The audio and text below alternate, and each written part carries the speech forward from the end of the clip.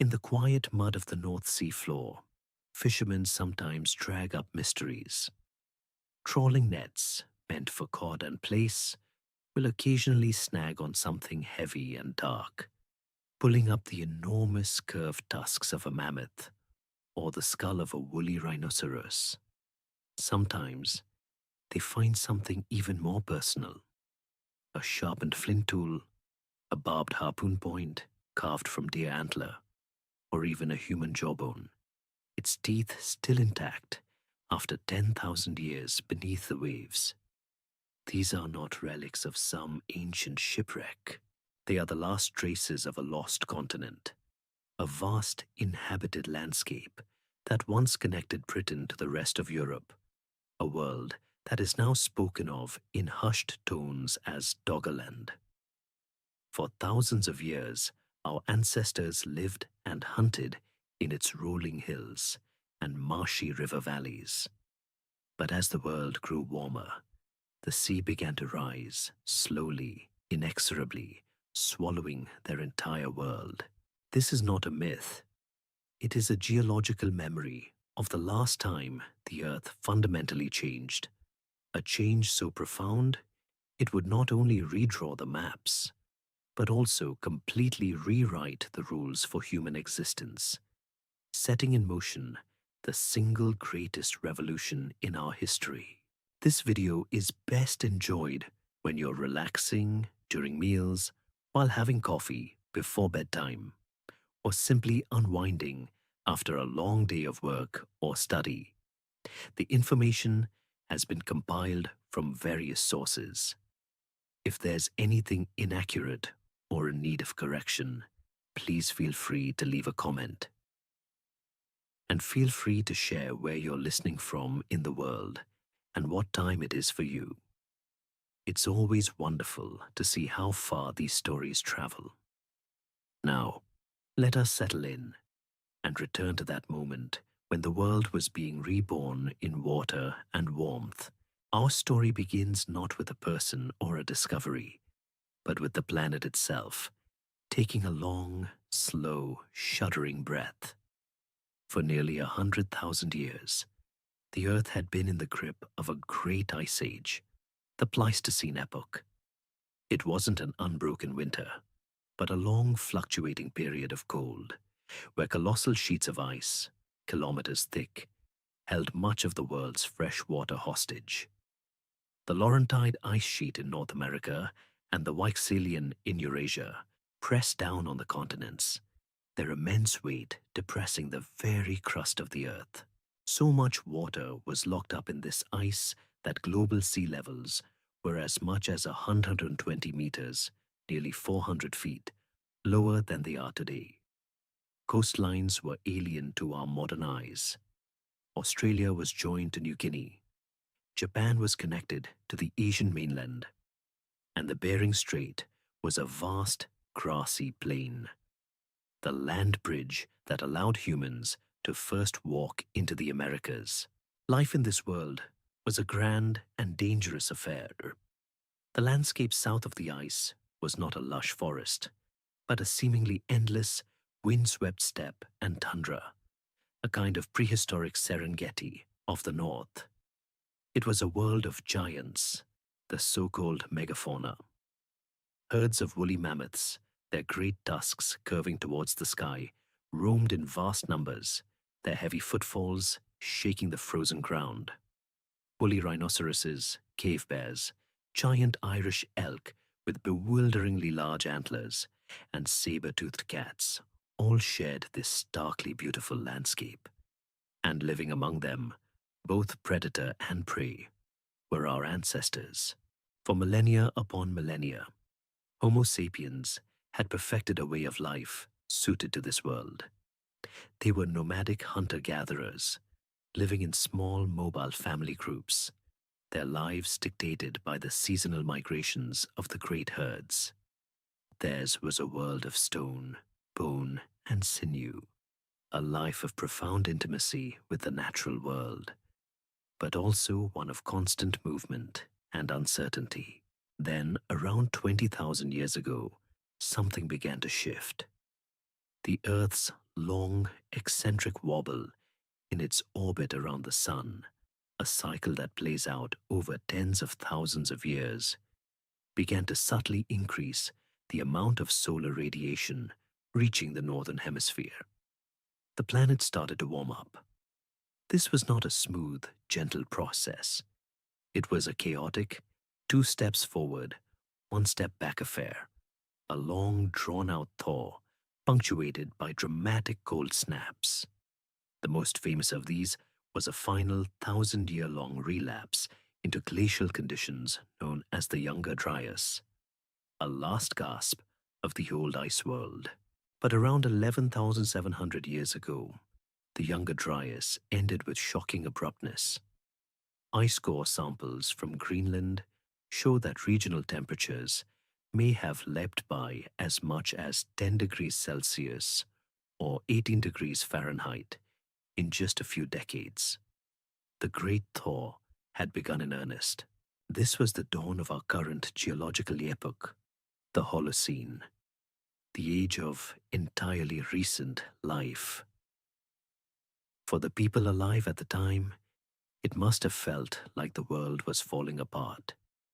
The great ice sheets, which had been static, seemingly permanent fixtures of their world, began to melt at a terrifying rate. Rivers swelled into incomprehensible torrents, carving new valleys. Immense glacial lakes, like the vast Lake Agassiz in North America, which was larger than all the modern Great Lakes combined, would periodically burst through their ice dams, releasing cataclysmic floods that reshaped entire continents in a matter of days. And everywhere, the sea began to rise. Generation after generation, the shoreline crept inwards. Coastal hunting grounds that had sustained a family for centuries became tidal flats, then shallow seas. This wasn't a slow, abstract process. It was a lived reality, a constant state of retreat and displacement, a deep ancestral memory of a world lost to the waves that perhaps echoes in the great flood myths found in so many cultures around the globe. The changing climate also brought a profound ecological transformation. As the ice retreated north, the ecosystems it had supported vanished. The cold, dry mammoth steppe, unable to cope with the warmer, wetter conditions, was replaced by spreading forests. First came the hardy pioneers, birch and aspen, followed by pine. And then, as the soils deepened, great temperate woodlands of oak, elm, and lime spread across Europe and Asia. The megafauna, those titans of the Ice Age, were caught in an evolutionary trap. Their habitat disappeared, and these specialized cold weather giants began a slide into extinction, hastened along by the increasingly sophisticated human hunters. The mammoths, the woolly rhinos, the giant elk, they all vanished, leaving a profound emptiness on the landscape. The hunt had to change. The days of tracking enormous herds across open plains were over. The new forests teemed with life, but it was smaller, faster, and more solitary. Red deer, roe deer, wild boar, and aurochs. Hunting now required new tools, new strategies, and a more intimate, localized knowledge of a particular stretch of forest or river valley. The world had become smaller, denser, and far more varied. This new world, the world of the early Holocene, presented humanity with a fundamental choice. The old ways were dying. The path of endless wandering was becoming less and more difficult. But the new stable warmth and the lush forested landscapes also offered a new kind of opportunity, a chance to stay put. This critical juncture, born from the melting of a frozen world, is where our story truly begins. This new world, born from the chaotic thaw of the Ice Age, did not change uniformly. In some places, The spreading forests simply meant a change in prey, a shift from mammoth to deer. But in one particular corner of the world, a crescent-shaped sweep of land arcing from Egypt up through the Levant and into Mesopotamia, the change was more profound. This region, which we now call the Fertile Crescent, became a unique ecological mosaic. The warming climate and increased rainfall turned its hills and valleys into a landscape of almost unimaginable abundance, a kind of prehistoric Eden. There were oak and pistachio forests on the hillsides, teeming with wild goats and deer. The rivers were rich with fish and waterfowl, and most importantly, vast, dense stands of wild grasses, the ancestors of wheat and barley, grew like a golden sea under the Middle Eastern sun. It was in this uniquely rich environment that a group of people would embark on a quiet, almost accidental experiment, an experiment that would be the first truly revolutionary step away from the ancient life of wandering. We call them the Natufians. Living between roughly 15,000 and 11,500 years ago, the Natufians are one of history's most important transitional cultures. They were not yet farmers. They planted no seeds and herded no animals. They were still hunter-gatherers, their lives fundamentally tied to the wild resources of the land. But crucially, they were among the very first to stop wandering. The sheer bounty of their environment allowed them to do something that was almost unthinkable for their Paleolithic ancestors: to settle down and live in one place year-round. They are the essential bridge between the old world of the Ice Age nomads and the new world of the Neolithic villagers. Imagine a small Natufian settlement nestled on the shores of a lake in what is now northern Israel, a place like Ain Malaha. This was no temporary cluster of tents. Here, people dug into the soft earth, creating shallow circular pits, which they then lined with stone foundations. Upon these foundations, they built sturdy conical homes of wood, reeds, and hide.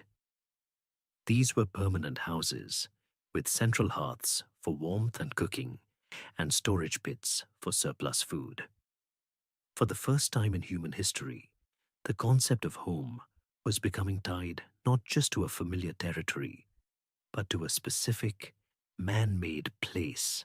A village of a few hundred people emerged, a community rooted in a single spot, a concentration of human life that was entirely new. This decision to stay put, to invest labor in building a permanent home, represents a profound psychological shift. It implies a trust in the land, a confidence that it would provide for them season after season. This trust was well-founded, and the evidence lies in their toolkit.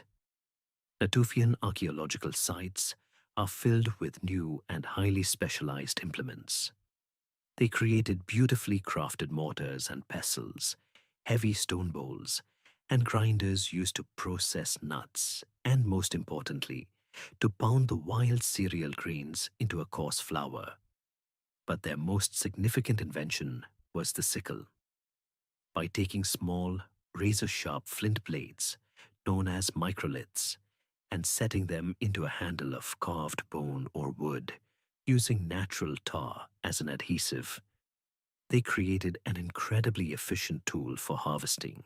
Archaeologists can identify these sickles by a unique, glossy sheen that develops on the flint blades after repeated use cutting the silica-rich stems of wild grasses. The appearance of these sickles in vast numbers tells a clear story. The Natufians were not just casually gathering a few handfuls of grain. They were systematically harvesting the wild cereals on an almost industrial scale, gathering enough to feed their entire community and crucially, to store for the leaner months. Their settled lives also allowed for a more complex social and spiritual world to develop. Unlike the scattered and often lost relics of their nomadic predecessors, the Natufians left behind the first true cemeteries. They buried their dead beneath the floors of their houses or in designated areas within the settlement, often in tightly flexed fetal positions. This practice suggests a powerful connection to place and to ancestry, a desire to keep the spirits of their predecessors close to the living community. Some of these burials are remarkably poignant and elaborate. The deceased were sometimes adorned with intricate headdresses and necklaces made from dentalium shells, small tusk-shaped mollusks that had to be traded from the distant Red Sea or Mediterranean coasts, indicating long-distance social networks. In one famous burial at Ain Malaha, an elderly individual, possibly a woman, was laid to rest with her hand carefully placed on the body of a small puppy. It is one of the oldest and most touching pieces of evidence we have for the emotional bond between humans and dogs, a relationship that was clearly already ancient and deeply meaningful, long before the first sheep or goat was ever herded. Their art, carved into bone and stone, shows a world teeming with the animals they hunted, especially the gazelle, whose graceful forms are a common motif. They carved human figures too, suggesting a rich world of myth and ritual that we can only guess at. But the Natufian experiment, this life of sedentary foraging, carried a hidden vulnerability. Their entire existence depended on the continued, reliable abundance of the wild environment. And right in the middle of their cultural flourishing, the planet threw them a curveball. Remember the Younger Dryas, that 1,000-year cold snap that was the Ice Age's last tantrum? Around 12,800 years ago, it struck the Fertile Crescent hard. Temperatures dropped, rainfall decreased, and the lush landscape grew drier. The vast, reliable stands of wild wheat and barley likely thinned out, and the forests receded. For a people who had given up the mobility of their ancestors and invested everything in a single location, this would have been a catastrophe. The Natufian Eden was faltering. This climate crisis presents us with a fascinating historical mystery. How did they respond? Some archaeologists believe this push was the true trigger for the agricultural revolution. With their primary food source becoming scarcer, the Natufians would have been forced to more actively manage the remaining stands of wild grain. Perhaps they began to clear away competitor weeds. Perhaps they started to intentionally replant seeds in the most favorable locations. These small, desperate acts of intensive management, intended simply to preserve their way of life, may have been the very first unconscious steps on the long road to full-blown agriculture. Their comfortable experiment in settled living had run into a crisis, and the solution they devised, bit by bit, would not just save them from the changing climate. It would end up changing the world forever. While the Natufians in the southern Levant were grappling with a changing climate, perhaps being nudged by necessity toward the first tentative acts of cultivation, a different kind of human energy was gathering just a few hundred miles to the north. On the arid plains of southeastern Anatolia, in what is today modern Turkey, other groups of hunter-gatherers were also responding to the new world of the Holocene. But their response was not focused on subsistence, on the practical problem of finding enough food.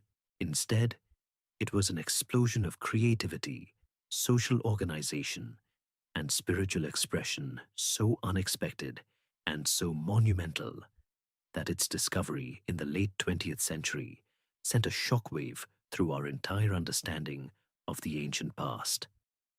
They were not building cozy villages to live in. They were building a cathedral on a hill, a place we now call Göbekli Tepe. For decades, the hill, known locally as Potbelly Hill, was assumed to be little more than a medieval cemetery. But when the German archaeologist Klaus Schmidt began to excavate there in 1994, he quickly realized he was uncovering something else entirely. As his teams brushed away the soil, they revealed the tops of immense, immaculately carved limestone pillars arranged in circles. As they dug deeper, the sheer scale of the site became apparent. This was not a graveyard. It was a vast complex of ceremonial enclosures, a ritual landscape built by hunter-gatherers. And the most staggering fact of all was its age. The oldest layers of Göbekli Tepe date back to around 9600 BC, making it some 11,600 years old. This means it is more than 6,000 years older than Stonehenge, 7,000 years older than the Great Pyramid of Giza. It is, by a vast margin, the oldest known example of monumental architecture in the world, built in a time when we thought humans were living only in small mobile bands. Göbekli Tepe is not a city or a village. There are no houses, no domestic hearths, no signs of permanent habitation. It is purely a sanctuary, a place of gathering and ritual. The site is a collection of at least 20 massive circular or oval enclosures, though only a few have been fully excavated. At the center of these enclosures, and forming their very structure, are the incredible T-shaped megaliths. Quarried from a limestone plateau nearby, these pillars are enormous, some standing nearly 18 feet tall and weighing up to 20 tons. Transporting these monoliths over a kilometer and raising them into position would have been a staggering feat of engineering, requiring the coordinated effort of hundreds of people with nothing more than ropes, rollers, and sheer muscle power. What makes these pillars so breathtaking is that they are not just structural supports. They are sculptures. They are clearly meant to be stylized representations of powerful human-like beings. Many have arms and hands carved in low relief along their sides, their fingers long and slender, pointing towards their navels.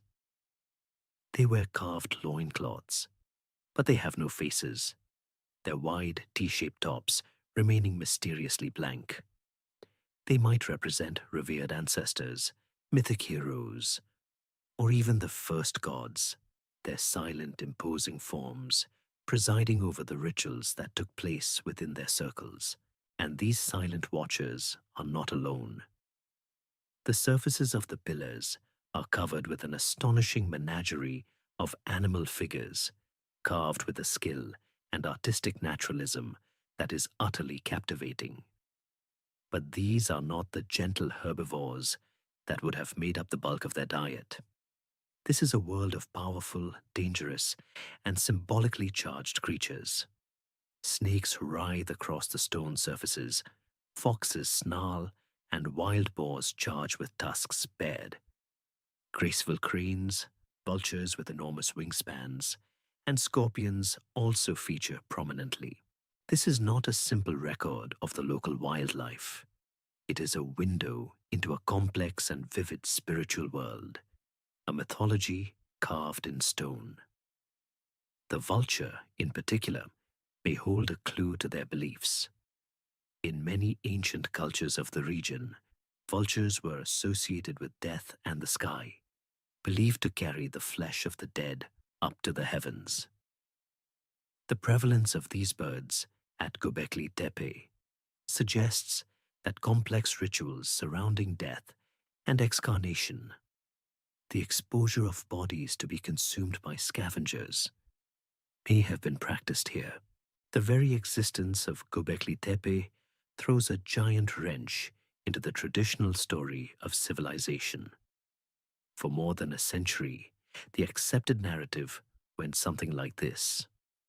First, humanity invented agriculture. This new, reliable food source allowed people to abandon their nomadic ways and settle down in permanent villages. Sedentism, living together in larger groups, led to the development of more complex social structures and religious beliefs, which eventually, over thousands of years, resulted in the construction of temples and cities. Göbekli Tepe seems to flip that entire sequence on its head. Here we have hunter-gatherers, people without pottery, without domesticated animals, and at the very, very dawn of plant cultivation, building one of the most sophisticated structures of the ancient world. This has led to a revolutionary new hypothesis. What if it was the other way around? What if the desire to come together for shared ritual was the primary motivation? Perhaps a powerful new religious ideology emerged, one that was compelling enough to unite disparate bands of hunter-gatherers from across the region. The process of building Göbekli Tepe, a project that would have taken centuries, would have required these groups to cooperate on an unprecedented scale. It would have demanded social organization, leadership, and planning. It also would have created a massive logistical problem. How do you feed the hundreds of workers who are quarrying, hauling, and carving these stones? The sheer demand for food to fuel these communal feasts and construction projects may have been the very thing that spurred the development of agriculture. Perhaps the need to reliably feed the builders of the temple was the catalyst that pushed people to begin cultivating the wild grasses that grew on the hills nearby. In this model, it is not agriculture that creates complex society and religion. It is the communal quest for meaning, the building of the sacred mountain, that creates the need for agriculture. After more than 1,500 years of use, another mystery unfolds. Around $8,000 BC, for reasons we may never understand, the people who used Göbekli Tepe began to deliberately bury it. They filled the magnificent circular enclosures with stone rubble, animal bones, and earth, entombing their sacred creation. It was not violently destroyed or simply abandoned to the elements. It was intentionally and carefully put to rest. This act of burial is as monumental as the act of construction, a final, enigmatic ritual that preserved the site in pristine condition for 10,000 years, waiting for us to find it. Göbekli Tepe is more than just an archaeological site. It is a testament to the fact that the human journey towards civilization was not a simple, linear path driven by practical needs alone.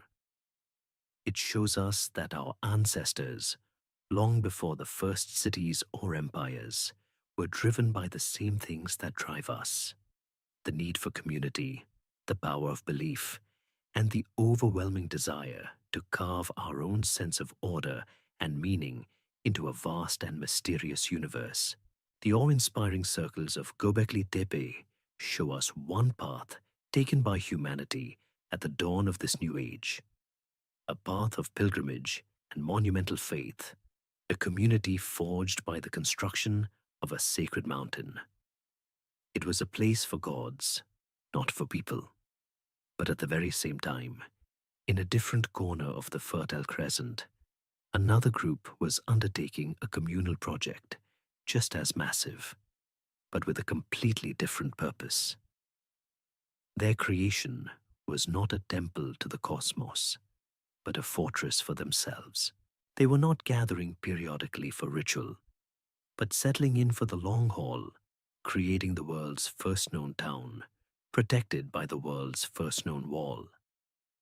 To find it, we must travel back south from the Anatolian highlands, down into the deep, sun-baked rift of the Jordan Valley, to a lush green oasis that has been a magnet for life for millennia, the ancient site of Jericho.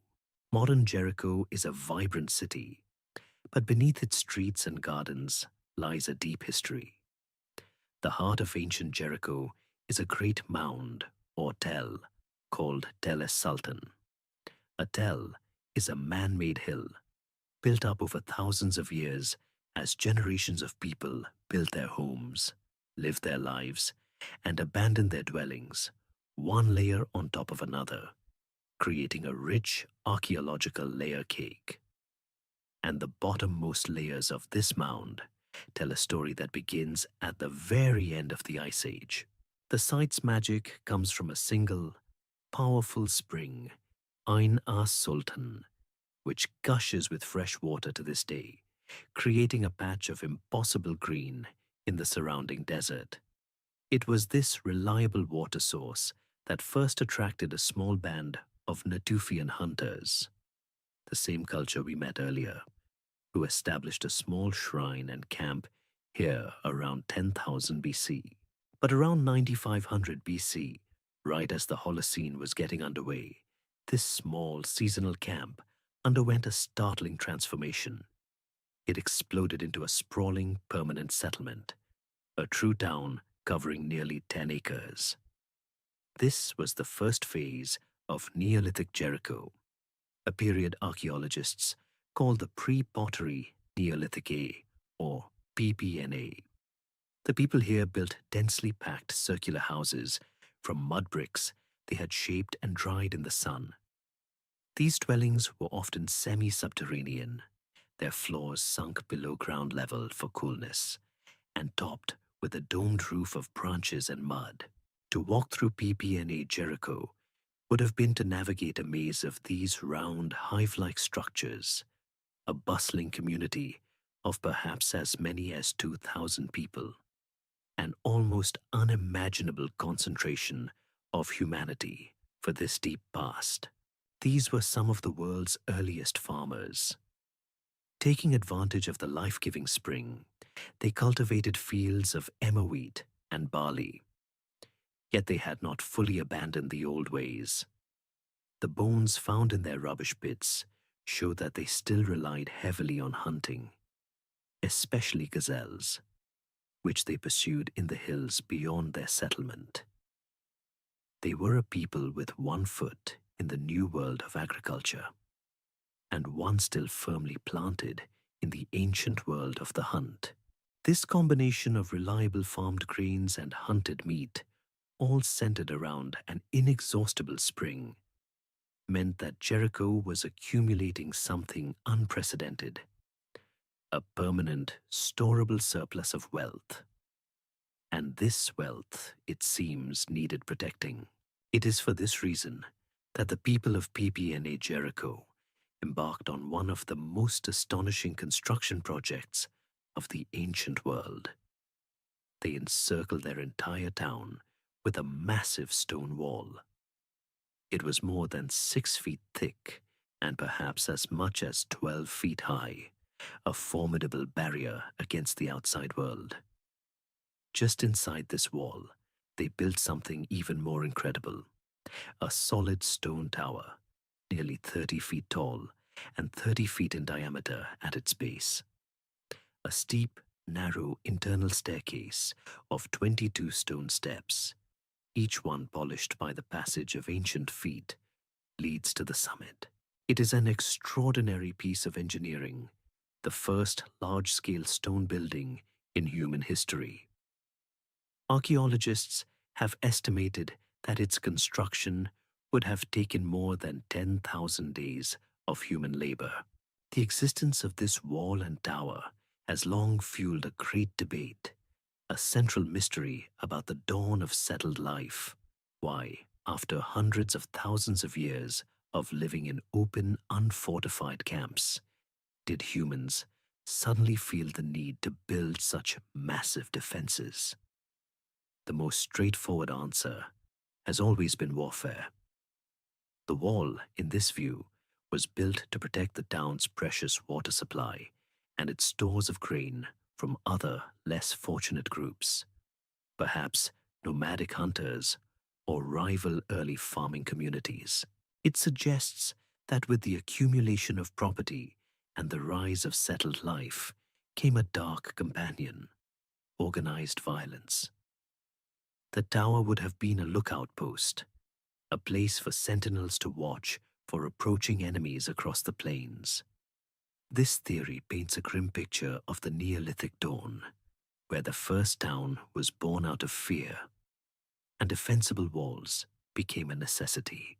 However, more recent theories offer a different interpretation. Some archaeologists have pointed out that Jericho lies at the foot of a wadi, a channel that is dry for most of the year but can become a raging torrent during seasonal flash floods. They propose that the wall was not a military defense at all, but a sophisticated flood control system designed to protect the mud brick town from being washed away. The tower, in this scenario, would have been a central, reinforced part of this levy. This theory reframes the monumental effort not as a response to human conflict, but as a grand communal project to tame and control the forces of nature, a symbol of humanity's growing power to reshape its environment. A third possibility is that the tower's purpose was not purely practical at all. Archaeologists have noted that on the summer solstice, the longest day of the year, the setting sun sinks behind a nearby mountain, and its shadow falls directly onto the tower, which then casts its own shadow across the entire settlement. Perhaps the tower was a ritual structure, a sacred calendar of stone that marked the turning of the seasons, so crucial for a farming community. It could also have been a symbol of a new kind of social power, the ability to organize the labor to build such a structure might have been the tool of an emerging elite, a way to solidify their authority and forge a collective identity for the town's inhabitants. The tower loomed over every home, a constant physical reminder of the community's power and the leadership that directed it. Was it built to stop an army, to stop a flood, or to track the sun? Perhaps it was all three.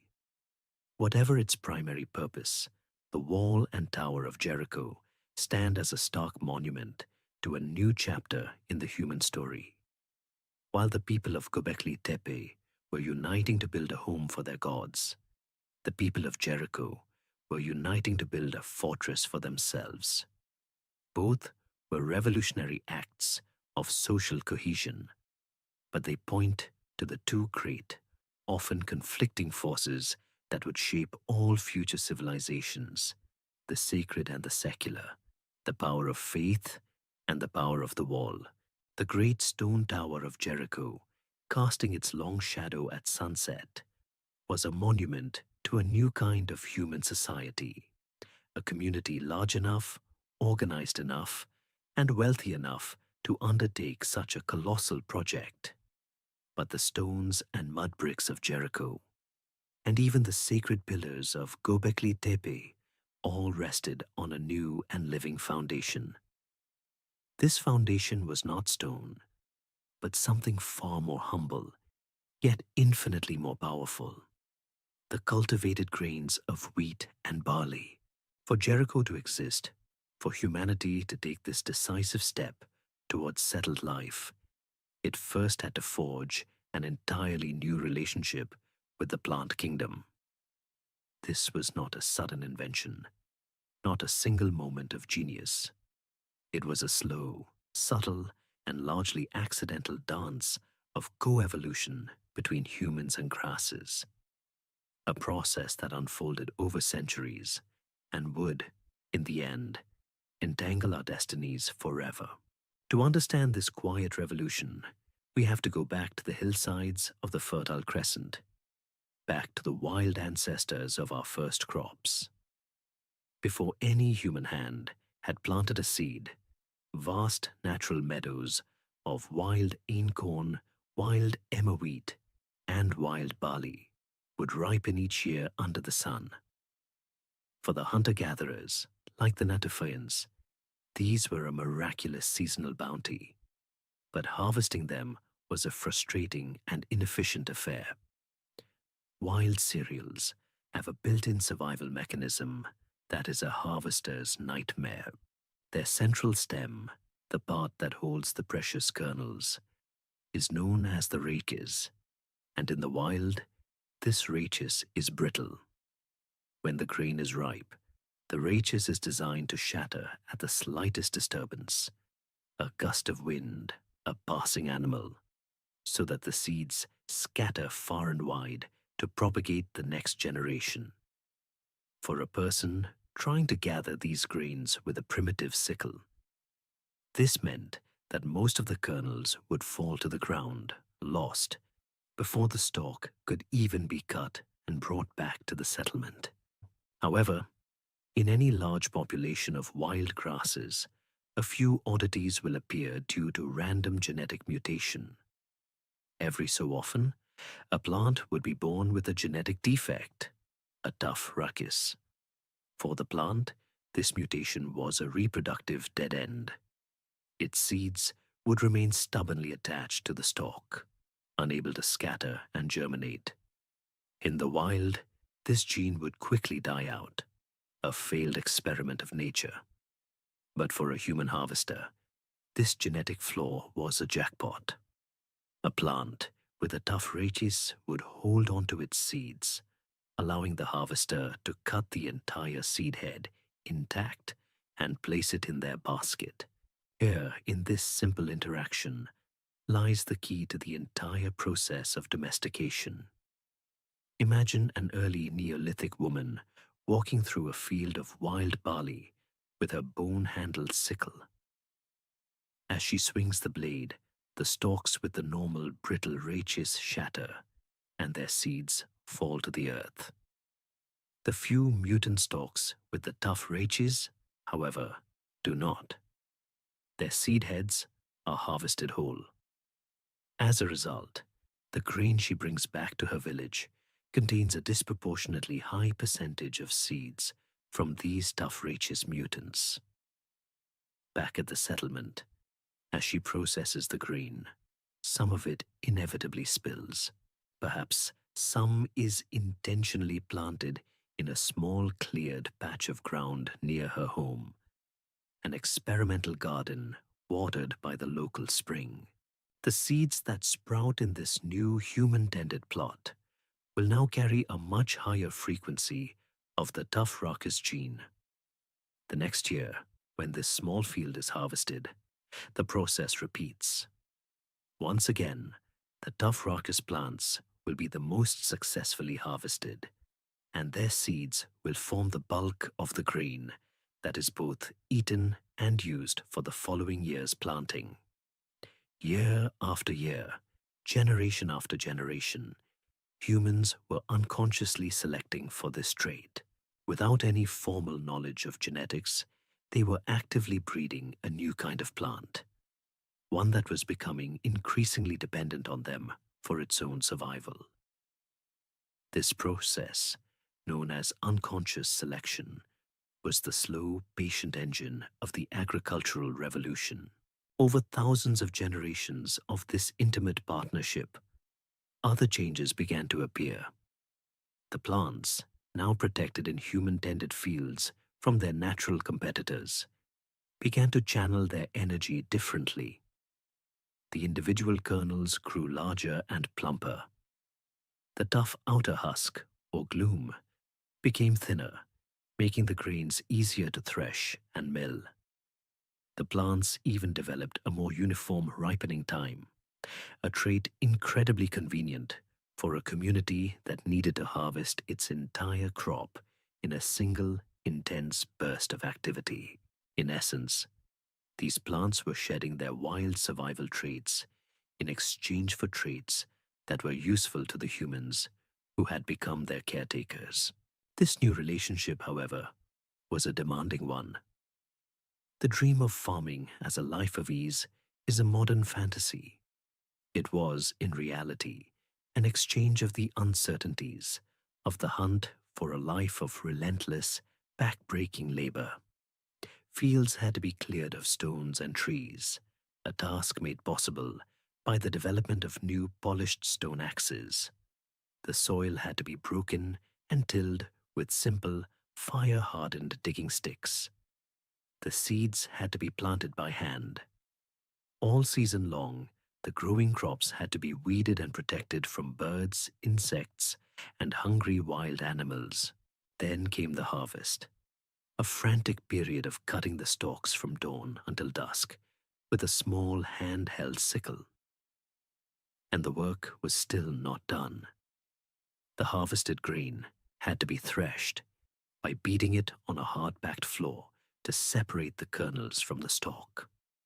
Then it was winnowed, tossed into the air so the wind could carry away the lighter chaff, leaving the heavier grains behind. And finally, every single day, the hard, dry kernels had to be ground by hand into flour, a grueling task performed by women, kneeling for hours over a saddle-shaped stone called a quern, rocking a smaller stone back and forth to produce enough flour for the family's daily bread. This was the new rhythm of life, a cycle of intense seasonal labor that would have been utterly alien to their hunter-gatherer ancestors. The plants and the people had become locked in a symbiotic embrace. The domesticated wheat and barley could no longer survive in the wild. They depended entirely on humans to sow their seeds. And the humans, with their growing populations anchored to a single place, were becoming just as dependent on their harvest. The failure of a crop could mean starvation for an entire village. The fate of this single humble grass had become the fate of humanity.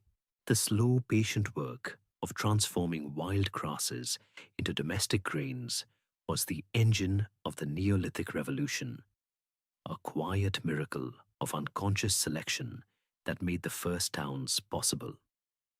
But this profound entanglement with the plant world was only half of the story.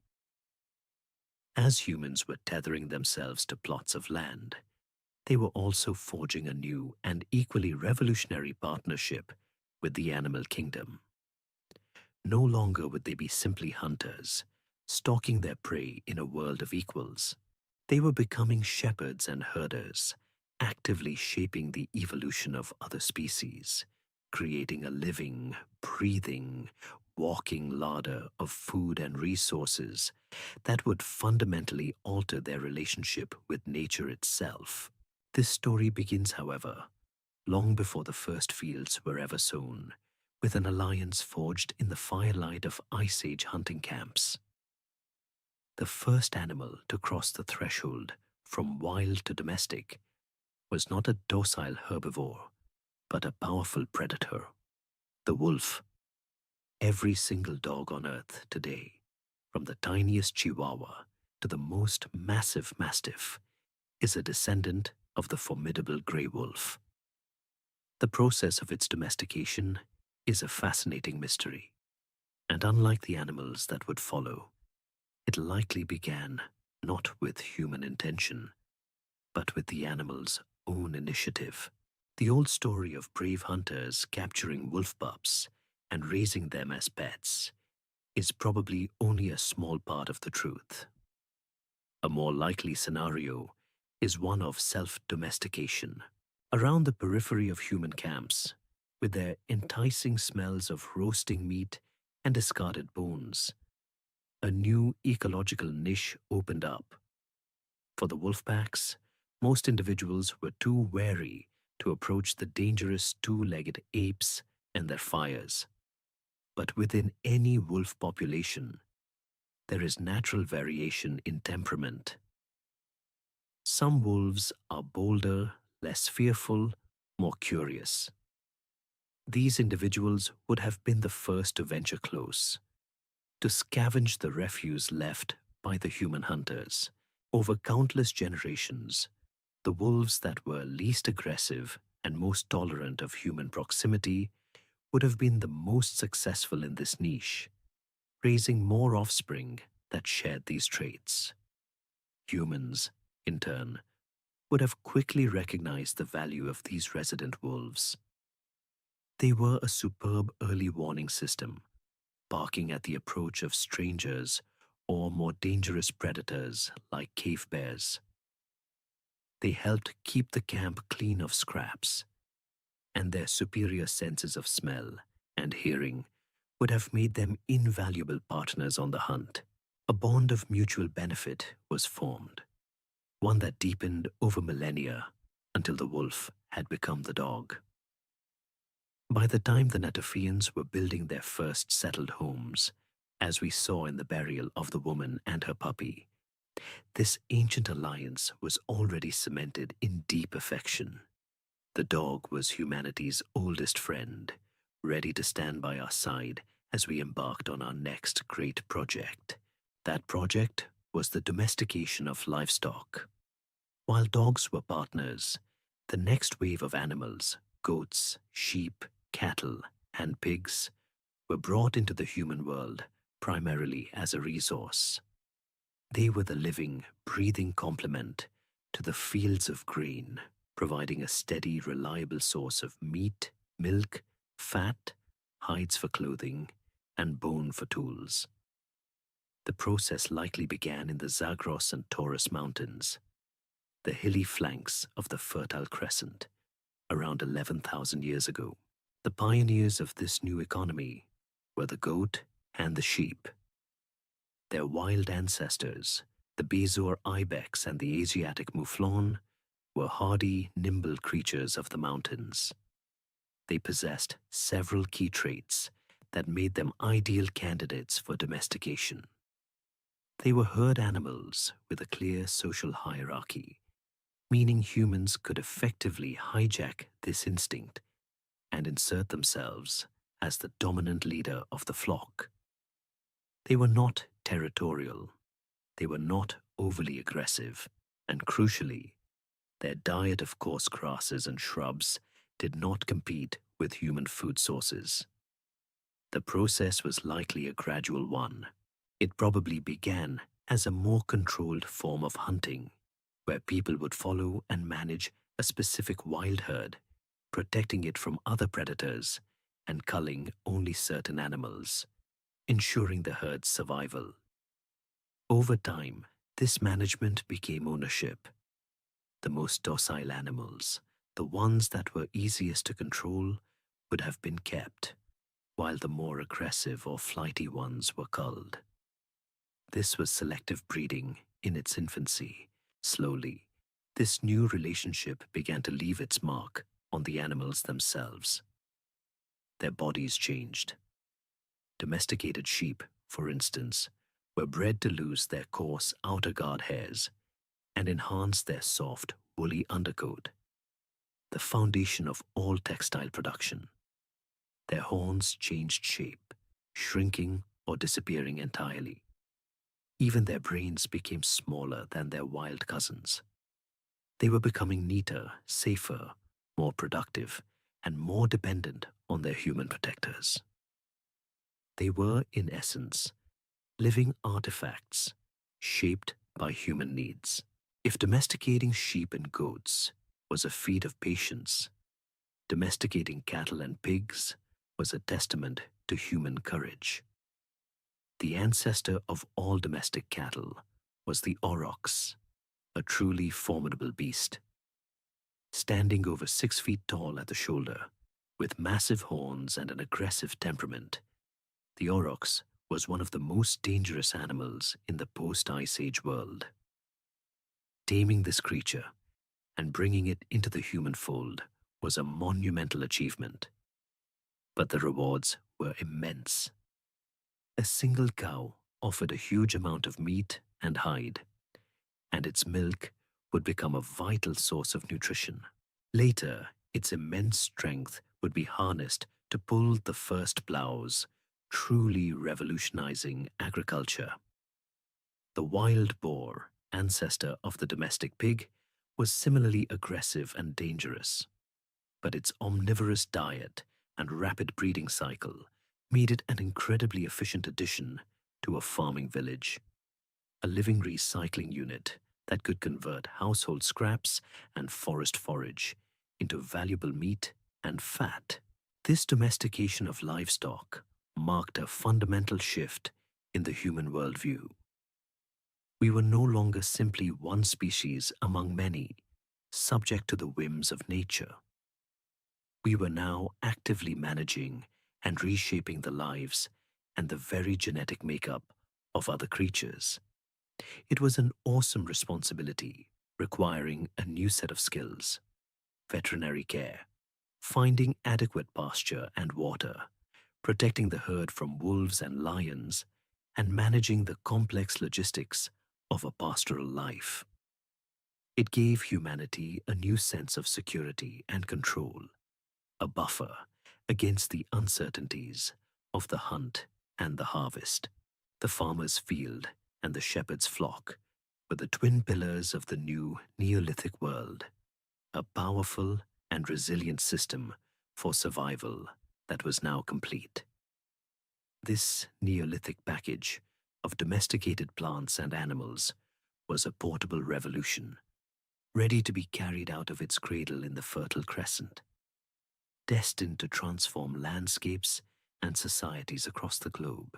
With the powerful new toolkit of domesticated plants and animals, the complete Neolithic package, humanity had unlocked a source of energy and security unlike anything it had ever known before.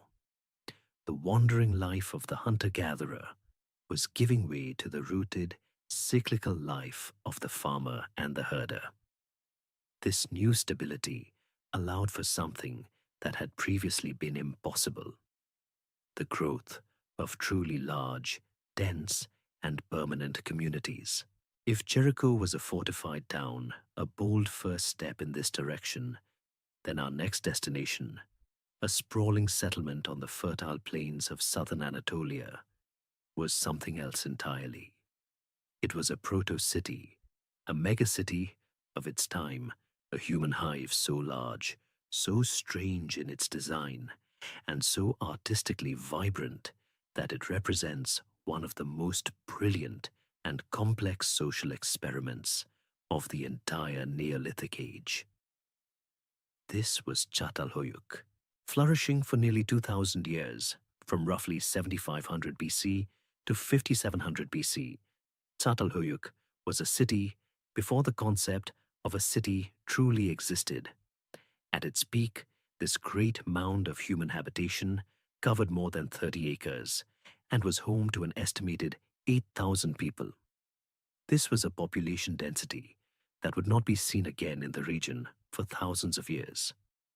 But what makes Çatalhöyük so utterly captivating is not just its size, but its architecture. It was a city with no streets. It had no lanes, no alleys, no courtyards, and no ground floor doors. The entire settlement was a single, monolithic block of mud brick houses, packed together side by side like the cells of a honeycomb, their walls abutting one another. The only way to navigate this human labyrinth was to walk across the city's flat rooftops. Life in Çatalhöyük was lived on and between these roofs. They formed a vast, interconnected system of public plazas and thoroughfares. It was here that people would have worked, socialized, and moved from one part of the city to another. To enter your own home, you would climb down a sturdy wooden ladder through a square opening in the ceiling. This unique design made the city a natural fortress. With no doors or windows at ground level, the sheer continuous outer wall of the outermost houses presented a formidable defensive barrier. Any potential attacker would have to scale that wall only to find themselves in a bewildering maze of rooftops with the city's inhabitants emerging from their hatches like hornets from a nest. It was a city that looked inward, its design fostering a powerful sense of communal identity and separation from the wild world outside. Inside these houses, archaeologists have found a world of remarkable complexity and artistic expression. The homes, though individually owned and built, followed a surprisingly standard plan. Each consisted of a large main room, typically with one or two smaller side chambers used for storage. The main room was the center of family life, with raised platforms built along the walls for sitting, working, and sleeping. A hearth and a domed oven were always situated against the south wall, directly beneath the roof opening, allowing smoke to escape. The interiors were kept meticulously clean. The floors were covered with woven reed mats, and the walls were coated in a smooth, white plaster that was frequently renewed. But these were not just simple living spaces. They were shrines. A huge number of the houses excavated were lavishly decorated with vibrant murals and sculptures. The plastered walls were their canvases, painted with scenes of daily life and strange, powerful rituals. There are dynamic hunting scenes showing groups of energetic, dancing figures teasing and baiting enormous wild bulls and stags. There are geometric patterns, intricate designs that resemble the woven patterns of the kilim rugs for which the region is still famous. And there are more unsettling images. Giant vultures with human legs swooping down upon headless human bodies. They also molded incredible sculptures directly onto the walls. The most common and most powerful of these are the bucrania, the skulls of enormous wild aurochs, their horns still attached, which were plastered into the walls of the homes, often presiding over the sleeping platforms like guardian spirits. This intense focus on ritual life within the home is part of the great mystery of Çatalhöyük. Despite its enormous size and dense population, archaeologists have found no evidence of any central, public, or administrative buildings. There is no great temple like at Göbekli Tepe. There is no palace for a king, no central granary, no marketplace. All the houses are roughly the same size, built with the same materials, and none seems conspicuously wealthier than any other. Even their burial customs suggest a remarkably egalitarian society. The people of Çatalhöyük buried their dead not in a separate cemetery, but directly beneath the floors of their own houses. The bodies of their ancestors literally formed the foundations of their homes, a powerful and constant presence in the lives of the living. But these burials show little evidence of social hierarchy. There are no royal tombs filled with treasure. A person's status, it seems, was not defined by their material wealth. How then did a city of 8,000 people function without a clear government, without kings, priests, or a ruling elite? This is the central question that Çatalhöyük poses.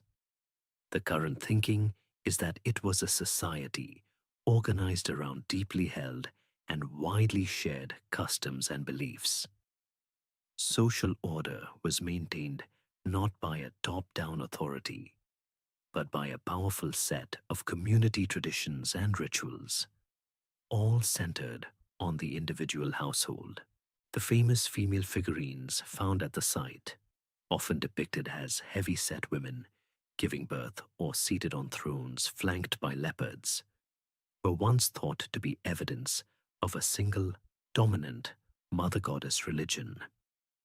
But the sheer variety of the art, with its emphasis on dangerous wild animals, especially the powerful bull, and its representations of both male and gender-neutral figures suggests a more complex belief system, one that celebrated the tangled connections between humanity, the animal world, and the cycle of life, death, and ancestry.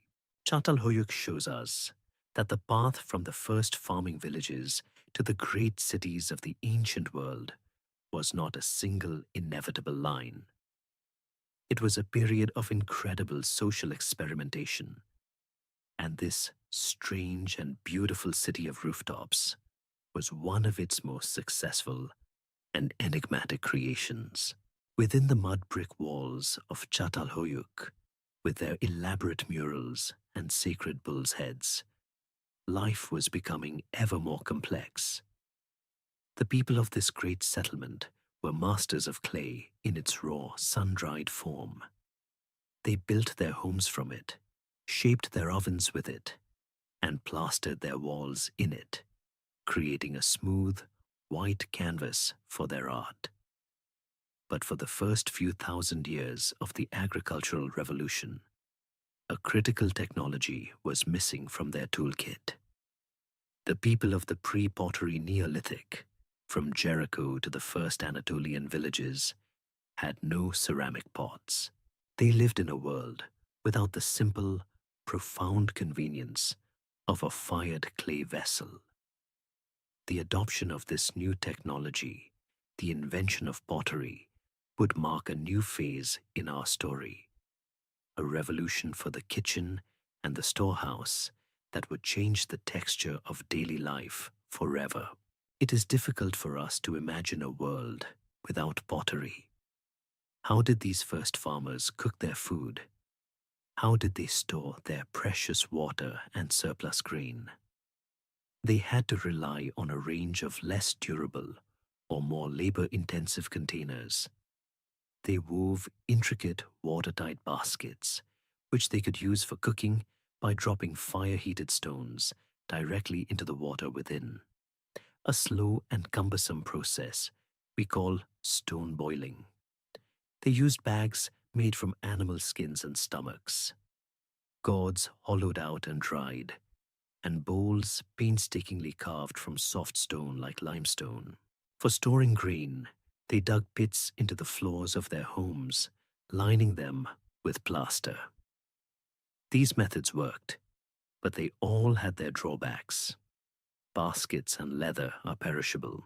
Stone bowls are incredibly heavy and can shatter, and storage pits are vulnerable to moisture, mold, and hungry pests like mice. The transformation of soft, pliable clay into hard, waterproof ceramic is a kind of everyday magic, one of the first times humans deliberately initiated a chemical change to create an entirely new material. The process, developed with patient trial and error, begins with finding the right kind of clay, often from a riverbank. This clay is then cleaned of impurities and mixed with a tempering agent, sand, grit, crushed shell, or chopped straw, which adds strength and prevents the pot from cracking during the firing process. The potter then shapes the vessel, not on a potter's wheel, which was a much later invention, but by hand, patiently pinching it into shape or building it up with long coils of clay, smoothing the walls as they went.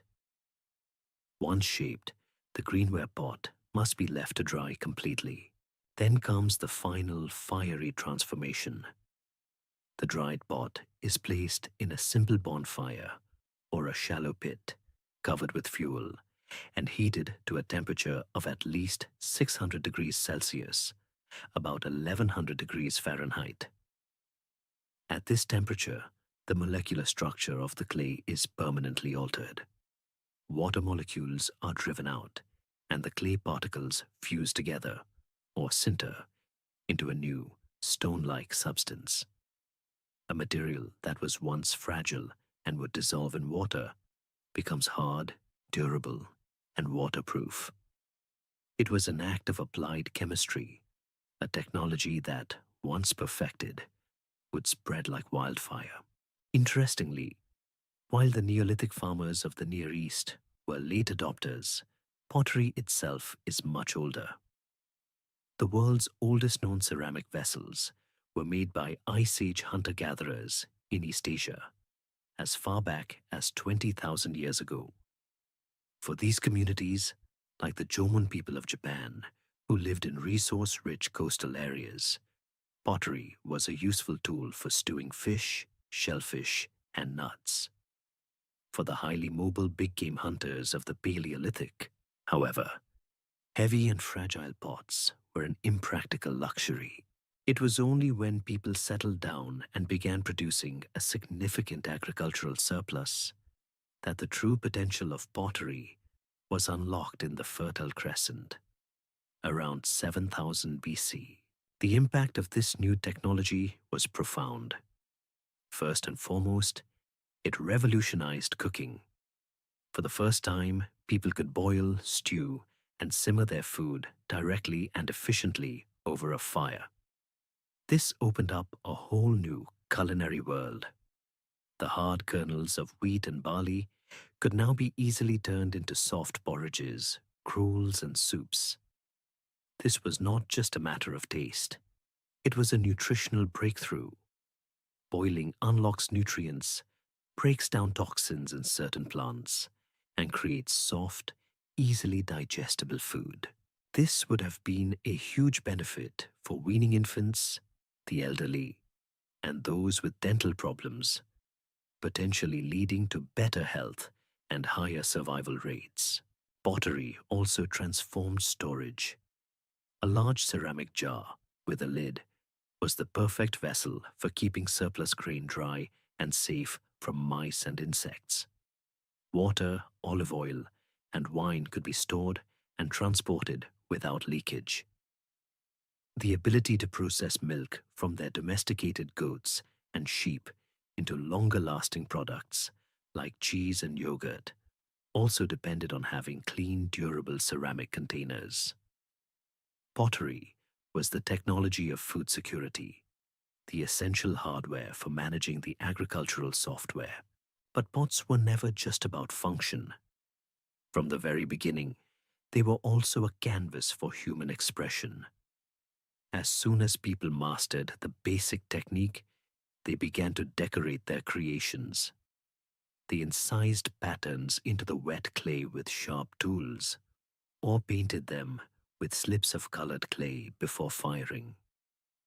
Archaeologists can trace the spread of ideas and people by following the distinct styles of pottery these cultures produced.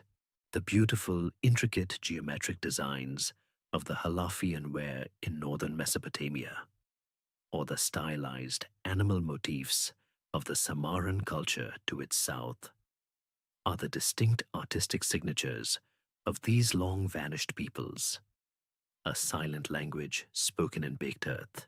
This leaves us with a curious question. If pottery was so useful, why did the first farmers of the Near East wait 3,000 years to adopt it? One compelling theory suggests they already had a sophisticated container technology of their own. Archaeologists have found that many pre-pottery Neolithic sites contain fragments of something called white ware or vaisselle blanche. These were vessels made not from clay, but from limestone plaster, which was molded around a basket and then allowed to set. This technology, while effective, was very fuel-intensive, as it required burning limestone at high temperatures. It's possible that this established tradition of plasterware met their needs for a time, delaying the switch to ceramics. But eventually, the sheer abundance of clay and the superior durability and versatility of fired pottery won out, and the age of the ceramic pot began in earnest, changing the Neolithic world one meal at a time. The simple, revolutionary magic of the fired clay pot provided the final essential piece of the Neolithic toolkit. With domesticated grains, herded animals, and now durable ceramic vessels for cooking and storage, the new agricultural way of life was complete. It was a robust and self-sustaining system, one that allowed for larger populations and a greater degree of food security than ever before. This powerful Neolithic package was so successful that it could not be contained within its fertile crescent cradle. Like a slow but unstoppable tide, it began to spread, carried by a new kind of pioneer. Our story now moves from its Near Eastern heartland and follows the footsteps of these first farmers as they begin one of the most consequential migrations in human history, the journey into the wild, dense, primeval forests of ancient Europe. For many years, the question of how farming came to Europe was a great archaeological debate. Did the local Mesolithic hunter-gatherers, the descendants of the Ice Age artists who painted the caves at Lascaux and Altamira, simply hear about this new way of life from their neighbors to the southeast and decide to adopt it? Was it a peaceful spread of ideas, of seeds and techniques from one group to another? Or was it a spread of people, a great wave of migration, as farmers from Anatolia and the Near East physically moved into the continent, bringing their crops, their animals, and their entire way of life with them, displacing or absorbing the native hunting populations? Today, thanks to the revolutionary science of ancient DNA, we have a much clearer answer. The genetic evidence is overwhelming. The arrival of the Neolithic in Europe was propelled by a massive migration of people. The genomes of these first European farmers show a clear and direct ancestry, tracing back to the early agricultural populations of Anatolia. Of course, the process was complex. There was interaction, trade, and interbreeding with the local hunter-gatherers along the way. But the fundamental story is one of colonization, a slow and steady demographic wave that would take several thousand years to wash over the entire continent, forever changing its genetic and cultural landscape. The vanguard of this great wave, the first culture to bring the full Neolithic package into the heart of Central Europe, is known to us by a wonderfully specific and descriptive German name, the linear band ceramic culture, or LBK for short. The name means linear band ceramic, and it comes from their highly distinctive pottery, the very technology we explored in our last chapter. LBK pots were typically simple, globular bowls made from fine clay, but they were decorated with a remarkably consistent and elegant style of incised lines, spirals, and meandering bands that are instantly recognizable to any archaeologist, whether the pot is found in Hungary or in France. Beginning around 5500 BC, the LBK people spread from the area of modern-day Hungary and Austria with astonishing speed. They moved west across Germany and north into Poland, eventually reaching the Paris Basin. They were not wandering aimlessly. They were incredibly selective about where they chose to live. They sought out one specific type of environment, the rich, fertile, and easily worked loess soil that is found in the great river valleys of Europe, like the Danube, the Rhine, and the Elbe. They completely ignored the hills, the heavier clay soils, and the sandy plains, leapfrogging from one perfect patch of loess to another. This left the surviving native Mesolithic hunter-gatherers to continue their traditional way of life in the landscapes the farmers did not want, creating a Europe of two coexisting but very different worlds. Where the LBK settled, they transformed the landscape. They were Europe's first true lumberjacks. With their polished stone adzes, known as shoelast Celts, for their distinctive shape. They cleared patches of the dense, ancient forest that had covered Europe since the end of the Ice Age. In these clearings, they planted their Near Eastern crops, emmer and einkorn, wheat, barley, peas, and lentils. And they grazed their Near Eastern animals, cattle, goats, sheep, and pigs, in the surrounding woodland pastures. At the heart of these clearings, they built their iconic homes, the LBK Longhouse. These were colossal structures, unlike anything Europe had seen before. Built from massive timber frames using split oak posts, these rectangular buildings could be up to 45 meters or 150 feet in length. They were architectural marvels designed to last for a generation. Under one long, sloping, thatched roof, a whole extended family or clan would live, with dedicated sections for sleeping, for working, and for sheltering their precious livestock during the harsh European winters. The attics, meanwhile, would have been used as vast granaries to store the harvest that would see them through to the next year. These great long houses, clustered together in small villages, were the foundational unit of this new European society. For a long time, the story of the LBK was told as a peaceful one, the heroic tale of pioneer farmers taming a virgin wilderness. But in recent decades, a much darker chapter of their history has been unearthed. At several sites, particularly from the later period of the LBK culture, archaeologists have found chilling evidence of organized, brutal violence.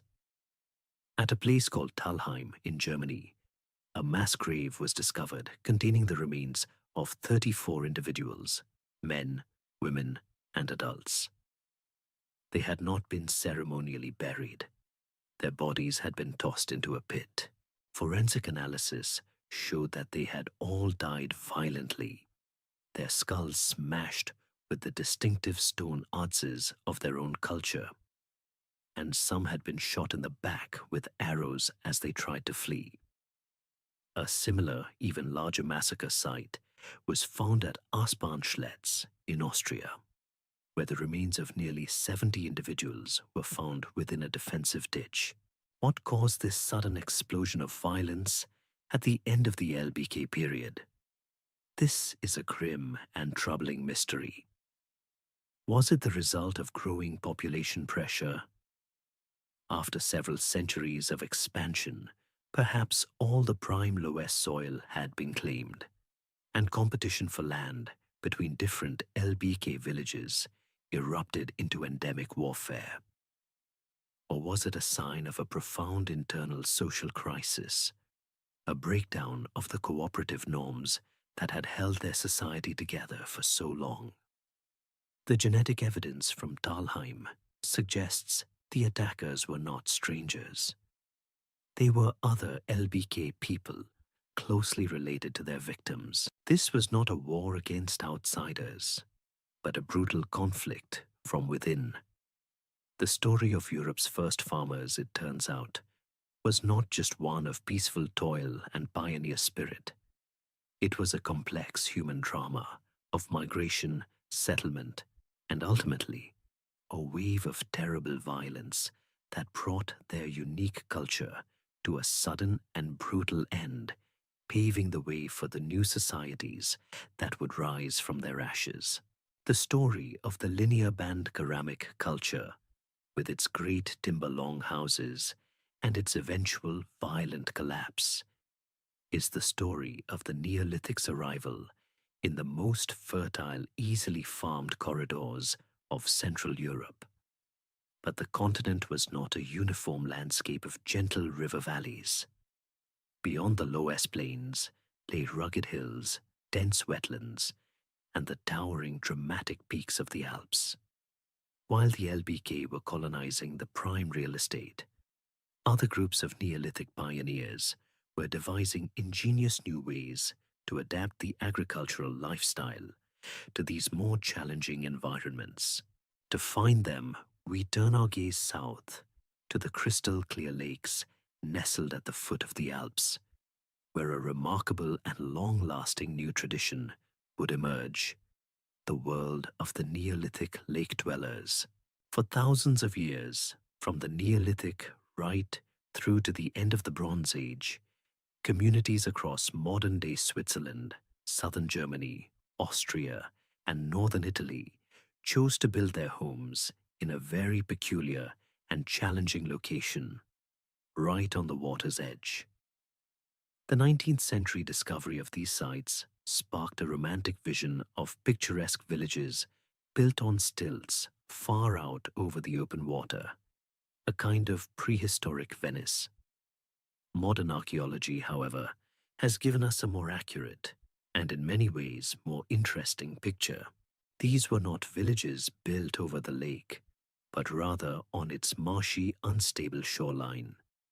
The thousands of wooden piles, or stilts, that defined these settlements were not for raising houses high above deep water, but for a far more practical purpose: to create a solid, dry, and stable foundation in the soft, waterlogged mud of the boggy lakeshore. Building one of these pile-dwelling villages was a monumental undertaking. A community would have to fell hundreds, sometimes thousands, of mature oak, ash, or alder trees from the surrounding forests. They would sharpen these great timbers into posts and, with immense communal effort, drive them deep into the shoreline mud. Upon this dense forest of piles, they would construct a wooden platform, and on that platform, they would build their homes, modest, rectangular houses of timber framing, or wattle and daub walls, and thatched roofs. These villages were often connected by wooden trackways and walkways, and frequently protected by a formidable defensive palisade of sharpened stakes facing the landward side. Life on the edge of the water was a constant battle against the elements, requiring immense labor to maintain. So why did they choose it? The mystery of why these people chose such a difficult building environment has long been debated. The answer is likely a combination of factors. The lake provided an excellent natural defense, a moat that protected the village from predators and human enemies. It also offered a wealth of resources, an inexhaustible supply of fish, waterfowl to hunt in the reeds, and a convenient waterway for transportation by dugout canoe. But the most significant consequence of their choice of home, at least for us, is an archaeological miracle. The cold, oxygen-free mud of these lakeside locations has preserved organic materials that would have rotted away and vanished at almost any other type of site. The lake dwellings are a treasure trove, a high-resolution snapshot of daily Neolithic life that is unparalleled anywhere in the world. At a typical dry land site, we are left with only the most durable fragments of a culture: stone tools, pottery shards, and animal bones. But from the mud of the alpine lakes, we have recovered the Neolithic world in all its fragile organic detail. We have found not just the carbonized kernels of their wheat and barley, but perfectly preserved loaves of unleavened bread and crusts of porridge still stuck to the inside of their pots. We have their stored harvests of hazelnuts, the dried apples and pears they threaded onto strings to see them through the winter. We have not just the stone axe heads, but the entire axes, their polished stone heads still firmly attached to their beautifully carved wooden handles. We have their yew longbows and their arrows, complete with flint tips glued on with birch bark tar and stabilized with feathers. We have their fishing nets, still knotted from the plant fibers their creators used, and even the dugout canoes they paddled across the water. Perhaps most astonishingly, we have their textiles. From these waterlogged sites come delicate fragments of woven linen cloth, some of the oldest fabrics in Europe, revealing a sophisticated knowledge of spinning and weaving. We can see the clothes they wore, the blankets they slept under. In a testament to the stunning level of preservation, archaeologists at one Swiss site even recovered a 5,000-year-old piece of chewing gum, a lump of birch bark tar, which has antiseptic properties, still bearing the clear imprint of a Neolithic person's teeth. The most famous individual to emerge from this alpine world was not found in a lake, but in the ice of a high mountain pass. In 1991, hikers discovered the astonishingly well-preserved, freeze-dried body of a man we now call Otzi, the Iceman. He lived around 3300 BC during the late Neolithic or Copper Age, and his body and possessions provide the ultimate personal glimpse into this lost world. He was dressed for the mountain cold in a sophisticated, multi-layered outfit of leggings, loincloth, and coat, all expertly stitched together from the skins of deer, goat, and sheep. He carried a flint dagger with an ashwood handle, a yulong bow, and a quiver with arrows. Most significantly, he carried a magnificent copper-bladed axe, a symbol of the new age of metal that was just beginning to dawn. Forensic analysis revealed that Otzi had died violently. An arrowhead was found lodged in his left shoulder, and he had suffered a fatal blow to the head. He was a man on the run, a murder victim from 5,000 years ago, whose story is still being pieced together.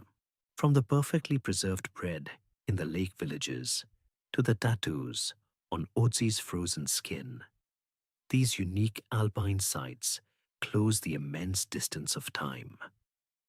They allow us to see the Neolithic world not just as a collection of stones and theories, but as a tangible reality of wooden bowls, woven fabrics, and everyday lives. A world of incredible ingenuity and adaptation, lived out on the beautiful and often dangerous edge of the water. In the heartlands of Neolithic Europe, from the great river valleys to the alpine lake shores, a new world was being built from timber. The great LBK longhouses and the sturdy pile dwellings were a testament to their builders' mastery of wood, a celebration of the vast primeval forest that covered the continent. But along the western edge of Europe, on the windswept shores of the Atlantic Ocean, a different architectural tradition was taking root.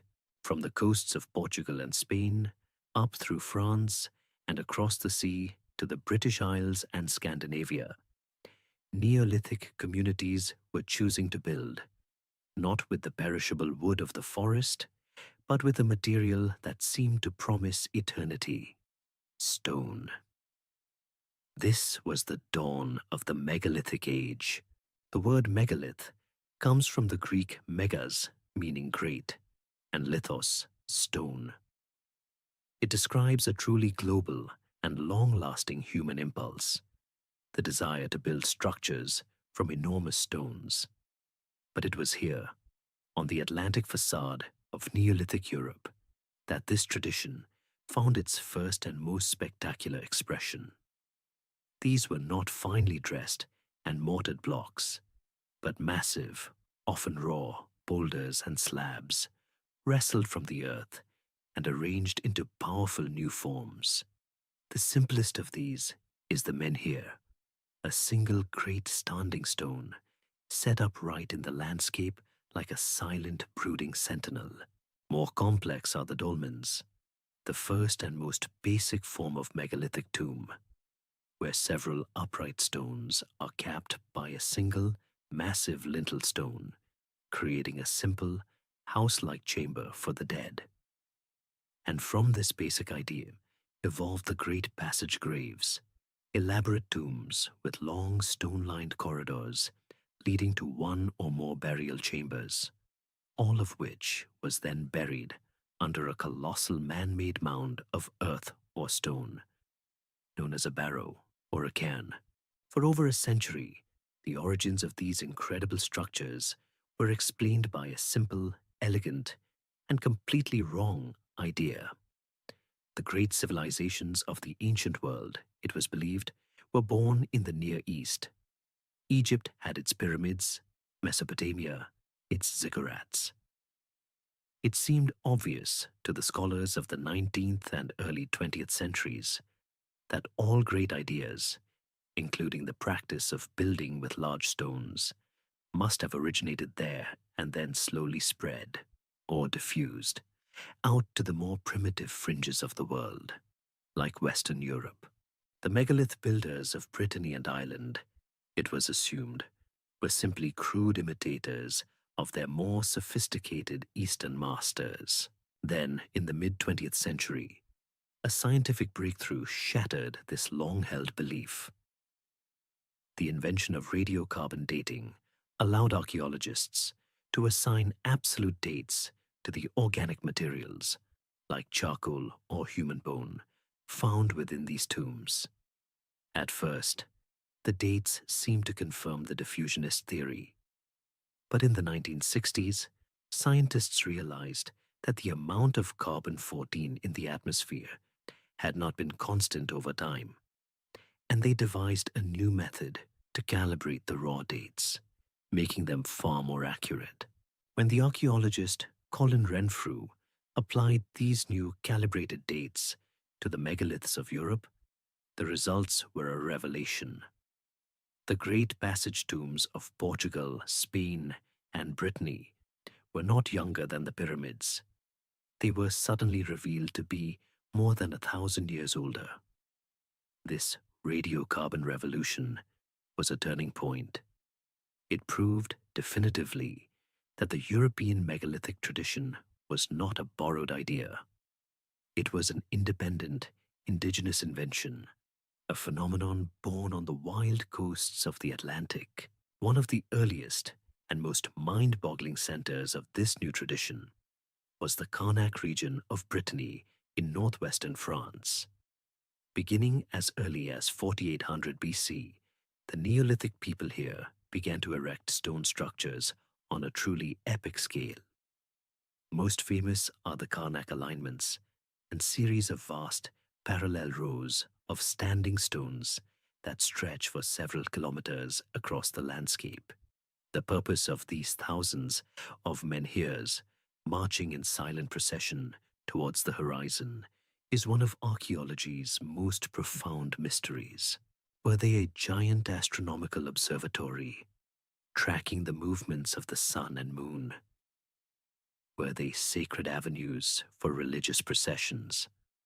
Or were they a memorial to a great battle, each stone representing a fallen warrior? We may never know for sure. Alongside the alignments, the people of Karnak built some of the largest and oldest buildings on Earth.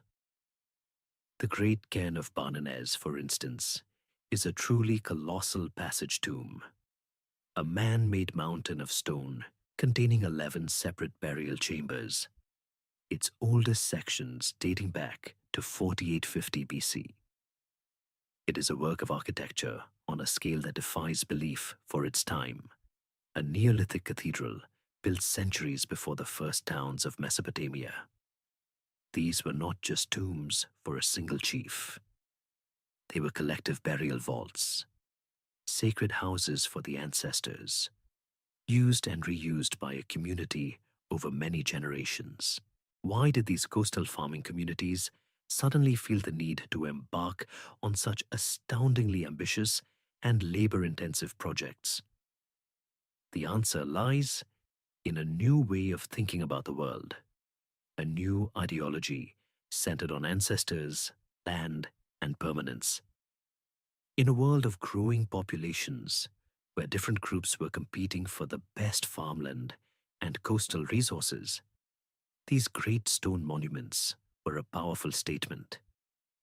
They were undeniable territorial markers, a way for a community to declare, "This land is ours. It has belonged to us since the time of our great ancestors, and their very bones are buried within this stone mountain. The tombs were a physical anchor, linking the community to their specific place in the world through a direct line to their powerful ancestral spirits. The very act of building them was also a powerful social glue. The cooperation needed to quarry a 50-ton capstone, to move it for miles using nothing but log rollers, earthen ramps, and the brute strength of hundreds of people, and then to raise it into position, would have been the defining communal project of a generation. It was an investment of time and energy on a scale that is hard to comprehend, a testament to their social organization and their profound driving faith. From these heartlands in Brittany and Iberia, the idea of building with stone spread, likely carried by sea in the boats of coastal traders and colonists. It moved north to Ireland, home of the spectacular Newgrange tomb, to Britain, and on to Scandinavia, with each region developing its own unique style. The European megalithic tradition was not one unified religion, but a shared set of ideas and technologies, adapted and reinterpreted by local communities. A story told in 1,000 different dialects of stone. The great stone tombs that rose along the Atlantic coast were powerful statements, houses for the ancestors, built to last for eternity. This new and profound mastery of stone, this ideology of permanence, was most often dedicated to the world of the dead. But in a few remarkable places, this tradition was turned inward, used not just to honor the spirits, but to create an entire, living world of stone for the community itself. To find the most breathtaking example of this, we must continue our journey north, following the trail of the megalith builders to its farthest reaches, to a remote and windswept archipelago off the northern coast of Scotland. Here, in the Orkney Islands, the Neolithic culture did not just flourish, it reached a kind of golden age, creating a society so sophisticated and its monuments so grand that it is sometimes called the capital of Neolithic Britain. And nestled in a sandy bay on the edge of the wild Atlantic, it left behind the most perfectly preserved Neolithic village in all of Europe, a prehistoric Pompeii of stone called Skara Brae. The story of Skara Brae's discovery is almost as dramatic as the site itself. For thousands of years, the village lay completely hidden, buried and protected beneath a large sand dune known as Skara Brae, or the Hilly Dune. Then, in the winter of 1850, a colossal storm battered the islands with hurricane-force winds and mountainous waves. When the storm passed, the local villagers found that the wind had literally peeled the turf from the top of the dune, revealing the ghostly stone outlines of an ancient settlement beneath. What was slowly uncovered over the following decades was not just a collection of huts, but a complete, intact village, a place where time had seemingly stood still for 5,000 years. Dating from roughly 3100 BC to 2500 BC, Skara Brae is a marvel of Neolithic engineering and adaptation.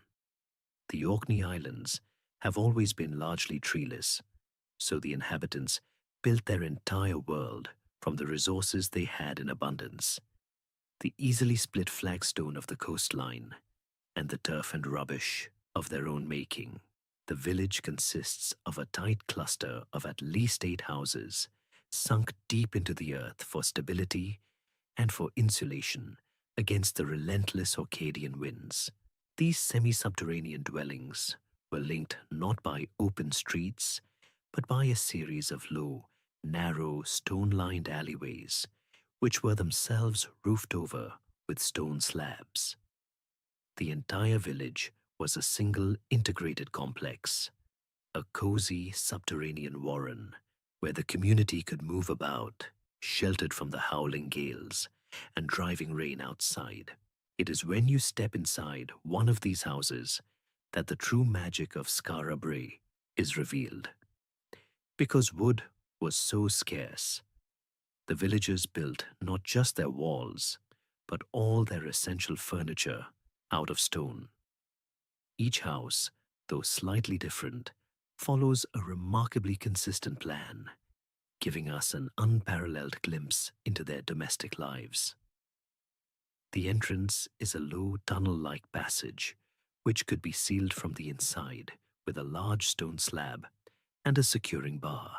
This opens into a single, large square room, at the center of which is a great stone hearth that was the heart of the home, providing light, warmth, and a place for cooking. Arranged around this central fire are the pieces of a Stone Age life.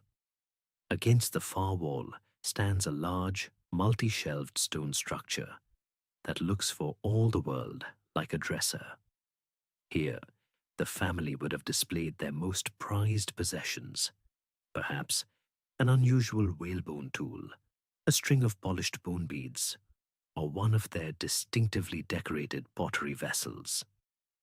On either side of the room are the beds, large, box-like stone enclosures, the one on the right always slightly larger than the one on the left, for reasons we don't yet understand. These boxes would have been filled with soft mattresses of heather and bracken, and lined with warm animal skins to create cozy, protected sleeping areas. Some houses have small, stone-lined tanks set flush into the floor near the entrance, which may have been used as limpet boxes, where they could keep this common type of shellfish fresh in salt water before a meal. A network of stone-lined drains even ran beneath the village, a surprisingly sophisticated sanitation system to channel away waste. Life for the people of Skara Brae was a delicate balance between farming and the sea. They were farmers, raising cattle and sheep, and growing barley in their small walled fields. But their rubbish heaps, known as middens, showed that they also relied heavily on the bounty of the ocean. They ate huge quantities of fish, crabs, and shellfish. They hunted the seals that basked on the shore and the vast colonies of seabirds that nested on the nearby cliffs. They were a hardy, self-sufficient people who had created a comfortable and surprisingly complex society in a challenging, treeless environment. Like Çatalhöyük, the village appears to have been a remarkably egalitarian community. All the houses are of a similar size, with the same set of stone furniture, suggesting that no single individual or family held significant power or wealth over the others. Their spiritual life connected them to the wider Orcadian world. The mysterious carved symbols found at Skara Brae, spirals, chevrons, and lozenges, are the same motifs found within the great chambered tombs of the islands, like Meshue, linking the domestic world of the living with the sacred ancestral world of the dead. After some 600 years of continuous occupation, the village was abandoned. The old romantic theory was that the inhabitants had been forced to flee in a panic from a single, catastrophic sandstorm that buried their homes in an instant. But modern archaeology tells a more subtle story. The abandonment was likely a gradual process. Over centuries, the village's own rubbish heaps and the encroaching sand of the bay made life increasingly difficult. A shift to a colder, wetter climate may have also strained their farming economy. The people of Skara Brae did not likely flee in terror. They simply moved on, bit by bit, leaving their stone homes to be slowly and gently covered by the shifting sands which would preserve their world perfectly for the next 5 millennia. From the intimate stone-built homes of Skara Brae to the great ancestral tombs that dotted the Atlantic coast, the Neolithic peoples of Britain were expressing a deep and powerful connection to stone. They saw in it a permanence that stood in contrast to their own fleeting lives, a material fit for honoring the ancestors and marking a place in the world. This tradition of building with stone, this megalithic ideology, would reach its most ambitious, most sophisticated, and most enigmatic peak on a windswept chalk plateau in southern England. Here on the Salisbury Plain, generations of people would dedicate themselves to a single, evolving project of unimaginable scale and precision, creating not just a monument, but an entire sacred landscape, at the heart of which stood the world's most famous prehistoric temple, Stonehenge. Stonehenge is not a single structure, but a monument that was built, dismantled, and radically redesigned over a period of at least 1,500 years. Its story is one of multiple phases, each representing a new wave of belief and a new feat of engineering. The first major construction, around 3000 BC, was not a stone circle at all. It was a massive circular earthwork, a type of monument known as a henge, consisting of a deep, circular ditch and an inner bank, about 110 meters in diameter. Just inside this bank, the builders dug a ring of 56 deep pits, which we now call the Aubrey holes. These likely held massive timber posts, creating a great circle of wood. This first Stonehenge was also one of Britain's largest early cemeteries. The Aubrey holes and the surrounding ditch were filled with the cremated remains of dozens of individuals, their ashes placed in bags or simple vessels. From its very beginning, this was a place deeply connected to the dead. For several centuries, this great wooden circle was the focus of ritual. Then, around 2600 BC, a radical and astonishing new plan was put into motion. The timber posts were removed, and the people began a new project, one that speaks of a devotion so profound it is almost impossible for us to comprehend. They decided to rebuild the circle in stone, but not with any local stone. They chose a very specific type of rock, a collection of spotted dolerites and rhyolites known collectively as bluestones. The source of these stones was not on the Salisbury Plain, but in the Preseli Hills of Western Wales, more than 150 miles away. Each of these stones, weighing between 2 and 4 tons, was quarried from its mother rock and then transported across this vast distance. The journey would have been a staggering feat, likely involving dragging the great stones on wooden sledges overland and loading them onto rafts to navigate the Bristol Channel and the rivers of southern England. Why go to such extraordinary lengths? The bluestones must have been seen as possessing immense power, perhaps healing properties, or a direct connection to the ancestral homeland. Before the Bluestone Circle was even completed, however, another, even more ambitious phase of construction began around 2500 BC. This phase saw the arrival of the true giants of Stonehenge, the Sarsens. These are massive blocks of incredibly hard sandstone quarried from the Marlborough Downs, about 20 miles to the north. These were the stones that would create the iconic monument we know today. The builders dragged more than 80 of these colossal stones, some weighing over 40 tons, to the site. Here, unlike almost any other megalithic monument in Europe, they did not just erect the raw stones. They shaped and dressed them with painstaking precision, using heavy stone mauls to pound the surfaces smooth. They then raised the great outer circle of 30 upright sarsens, and in a feat of breathtaking skill, lifted a continuous ring of 30 lintel stones on top of them. At the center of this, they erected an inner horseshoe of 5 massive trilithons, each consisting of 2 colossal uprights capped by a single lintel, the largest of which towers more than 25 feet into the air. What is most remarkable is the technique they used. They were employing sophisticated woodworking joints in stone. The lintels were locked onto the uprights using mortise and tenon joints, a projecting peg on one stone fitting snugly into a carved hole on the other. The lintels of the outer circle were further locked to each other using tongue and groove joints. They even carved the stones with subtle optical refinements, making the uprights bulge slightly in the middle to counteract the illusion of them looking thinner from a distance. This was not primitive building. It was architectural genius of the highest order.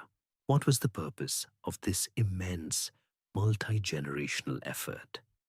Stonehenge was undeniably a temple, but a temple with many functions. Its most famous feature is its alignment with the cosmos. The entire structure is oriented along an axis that points directly to the sunrise on the summer solstice, the longest day of the year, and to the sunset on the winter solstice, the shortest day.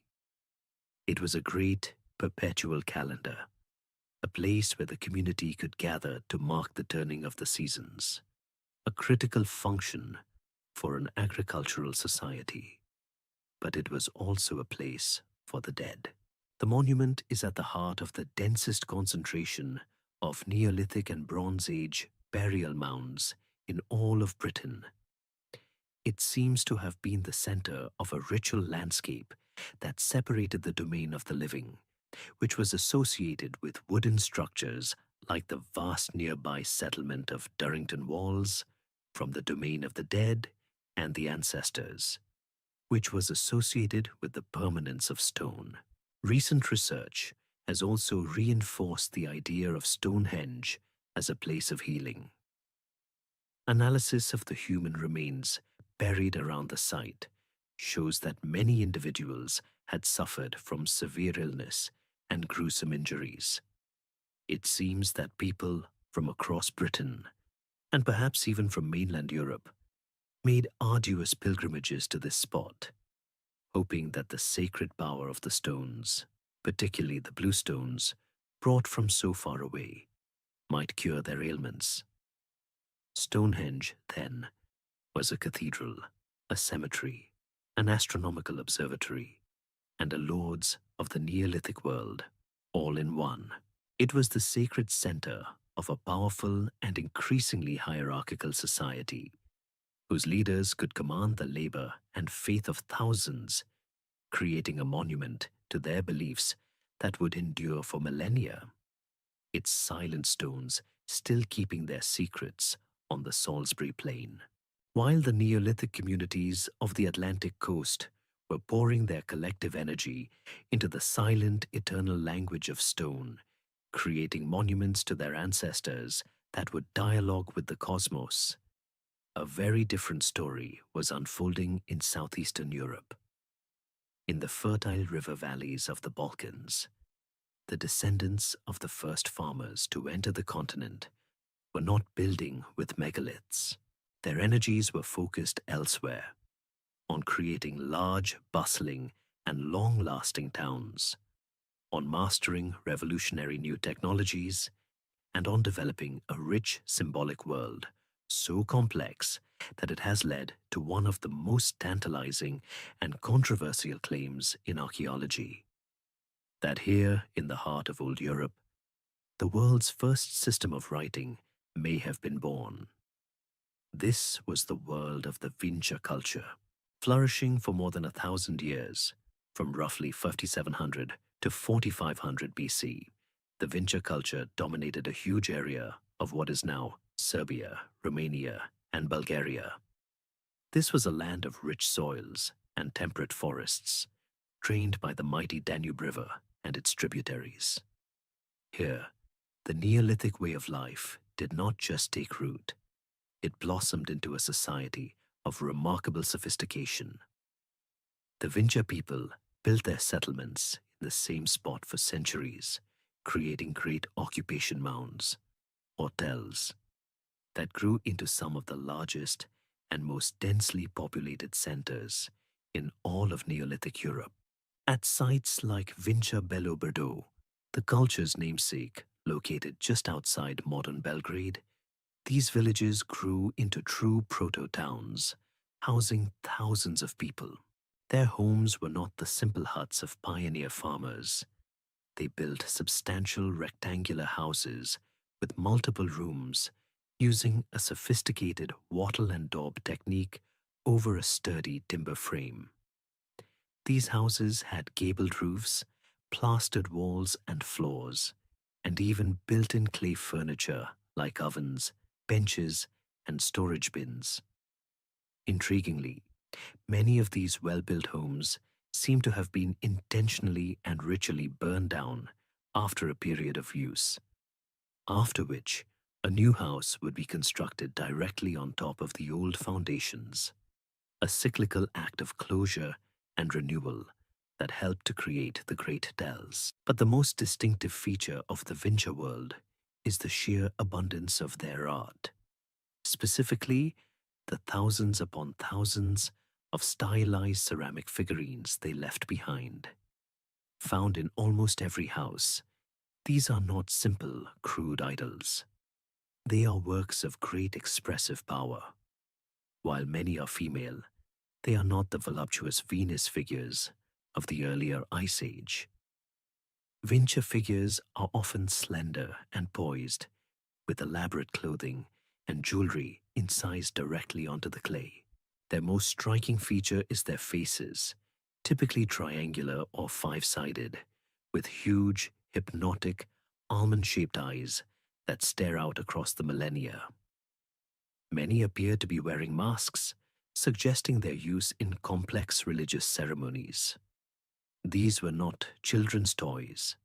They were likely representations of deities, ancestors, or spirits, and their constant presence within the home suggests that for the Vincha, ritual was not a separate public act, but was woven deeply into the fabric of daily domestic life. The Vincha were not just artists. They were also brilliant technological innovators. At sites like Belovod in Serbia, archaeologists have found the oldest securely dated evidence for copper smelting anywhere in the world, dating back to around 5000 BC. This was not just the simple hammering of native copper. This was true metallurgy, the complex process of using high-temperature kilns to extract pure metal from its ore. The Vincha were the world's first coppersmiths, a discovery that pushes the dawn of the Age of Metals back into Neolithic Europe, long before it began in the Near East. It is this combination of a large, settled population, a rich ritual life, and technological prowess that provides the context for their most enigmatic legacy, the Vincha symbols. Inscribed on pottery, on spindle whorls, and most famously, on the bases of their figurines, is a collection of standardized abstract signs. They appear at sites across the entire Vincha territory, a shared symbolic vocabulary used for over 1,000 years. The signs are linear and geometric: chevrons, crosses, spirals, comb-like patterns, and swastikas. The discovery in 1961 of 3 small inscribed clay tablets at Târtăria in Romania, found in what appeared to be a ritual pit, ignited a firestorm of debate that continues to this day. Was this simply a collection of religious symbols, or was it something more? This is the great Vincha mystery. Did they invent writing? Proponents of the theory argue that the standardized, widespread, and repetitive nature of the signs proves that this was a genuine script, a Danube script or Old European script that predates the earliest Sumerian cuneiform by at least 1,000 years. If this were true, it would mean that the very first chapter in the story of literacy was written not in Mesopotamia, but in the Balkans. However, the majority of mainstream archaeologists and linguists remain unconvinced. They argue that while the Vincha symbols are clearly a highly developed and complex system of symbolic communication, they fall short of being a true writing system. True writing, they contend, must be able to represent the full range of a spoken language with rules of grammar and syntax. The Vincha inscriptions are always incredibly short, usually just a single sign or a small cluster of them. There are no long texts, no evidence of the complex arrangements of signs needed to record a sentence or a narrative. Their context is always ritual or personal. They are never used for the kind of administrative or economic record keeping that drove the development of cuneiform. The consensus view is that this was a highly sophisticated system of religious notation, of ownership marks, or sacred symbols, but not a script for recording language. Whether it was true writing or not, the Vincha symbols are a testament to the intellectual sophistication of this remarkable culture. They were a people who stood on the very threshold of literacy, a society of bustling towns, brilliant artists, and the world's first metallurgists, who created a unique and powerful civilization in the heart of old Europe. Their hypnotic, wide-eyed figurines still challenging us with the mystery of their lost meaning. The enigmatic symbols of the Vincha, the world's first coppersmiths, show us a Neolithic society in the Balkans that was streaking ahead, a culture of bustling towns and technological wonders. Their story, like that of the stone builders of Stonehenge and the lake dwellers of the Alps, is a chapter in the great book of how agriculture remade Europe. But the entire narrative we have followed so far, the story of wheat and barley, of cattle and sheep, a story that began in the Fertile Crescent and spread outwards, is just one of the great epics of the Neolithic age. For halfway around the world, an entirely separate parallel revolution was taking place. On the great river plains of ancient China, different people were forging a new relationship with different plants and animals, embarking on their own unique journey from foraging to farming. This was not a sequel or a copy. It was a completely independent invention of the Neolithic way of life. Ancient China, much like today, was a land of immense geographical diversity, and this diversity gave rise to not one, but two distinct cradles of agriculture. In the north, the landscape is dominated by the Yellow River, the Huanghe, which flows through a vast plateau of fine wind-blown yellow-brown silt known as loess. This is a semi-arid, colder region with harsh winters and warm, dry summers. Here, the wild grasses that would form the foundation of civilization were not wheat or barley, but two incredibly hardy and drought-resistant species, foxtail millet and broomcorn millet. In the south, the landscape is defined by the mighty Yangtze River, the Zhangjiang. This is a world away from the dry Loess Plateau. It is a warmer, wetter, almost subtropical region of lakes, marshes, and winding river valleys. Here, in the shallow, sun-warmed waters of the wetlands, grew the ancestor of what would become the staple food for more than half of the world's population today: wild rice. The story of the North is the story of millet. Beginning as early as 8000 BC, at sites associated with cultures like the Peligang and the Kishan, we see the first signs of millet domestication. Much like the process in the Fertile Crescent, this was likely a slow journey of unconscious selection. Hunter-gatherers would have harvested the wild millet, and in doing so, would have favored those rare mutant plants whose seeds clung more tightly to the stalk. Over centuries, they bred a new plant that was perfect for their needs, a reliable grain that could be grown in the challenging northern climate. The villages of these first millet farmers consisted of clusters of simple, semi-subterranean pit houses, their floors sunk into the earth for insulation. They made coarse, low-fired pottery, essential for both storing their millet harvest and for cooking it into the nourishing porridge that formed the basis of their diet. Alongside their crops, they raised domesticated animals, but their farmyards looked very different from those in the West. Their primary source of meat was not cattle or sheep, which were unknown to them, but the pig, domesticated from the wild boars of the surrounding forests. They also kept dogs, a legacy from their hunter-gatherer ancestors. The story of the South is the story of rice.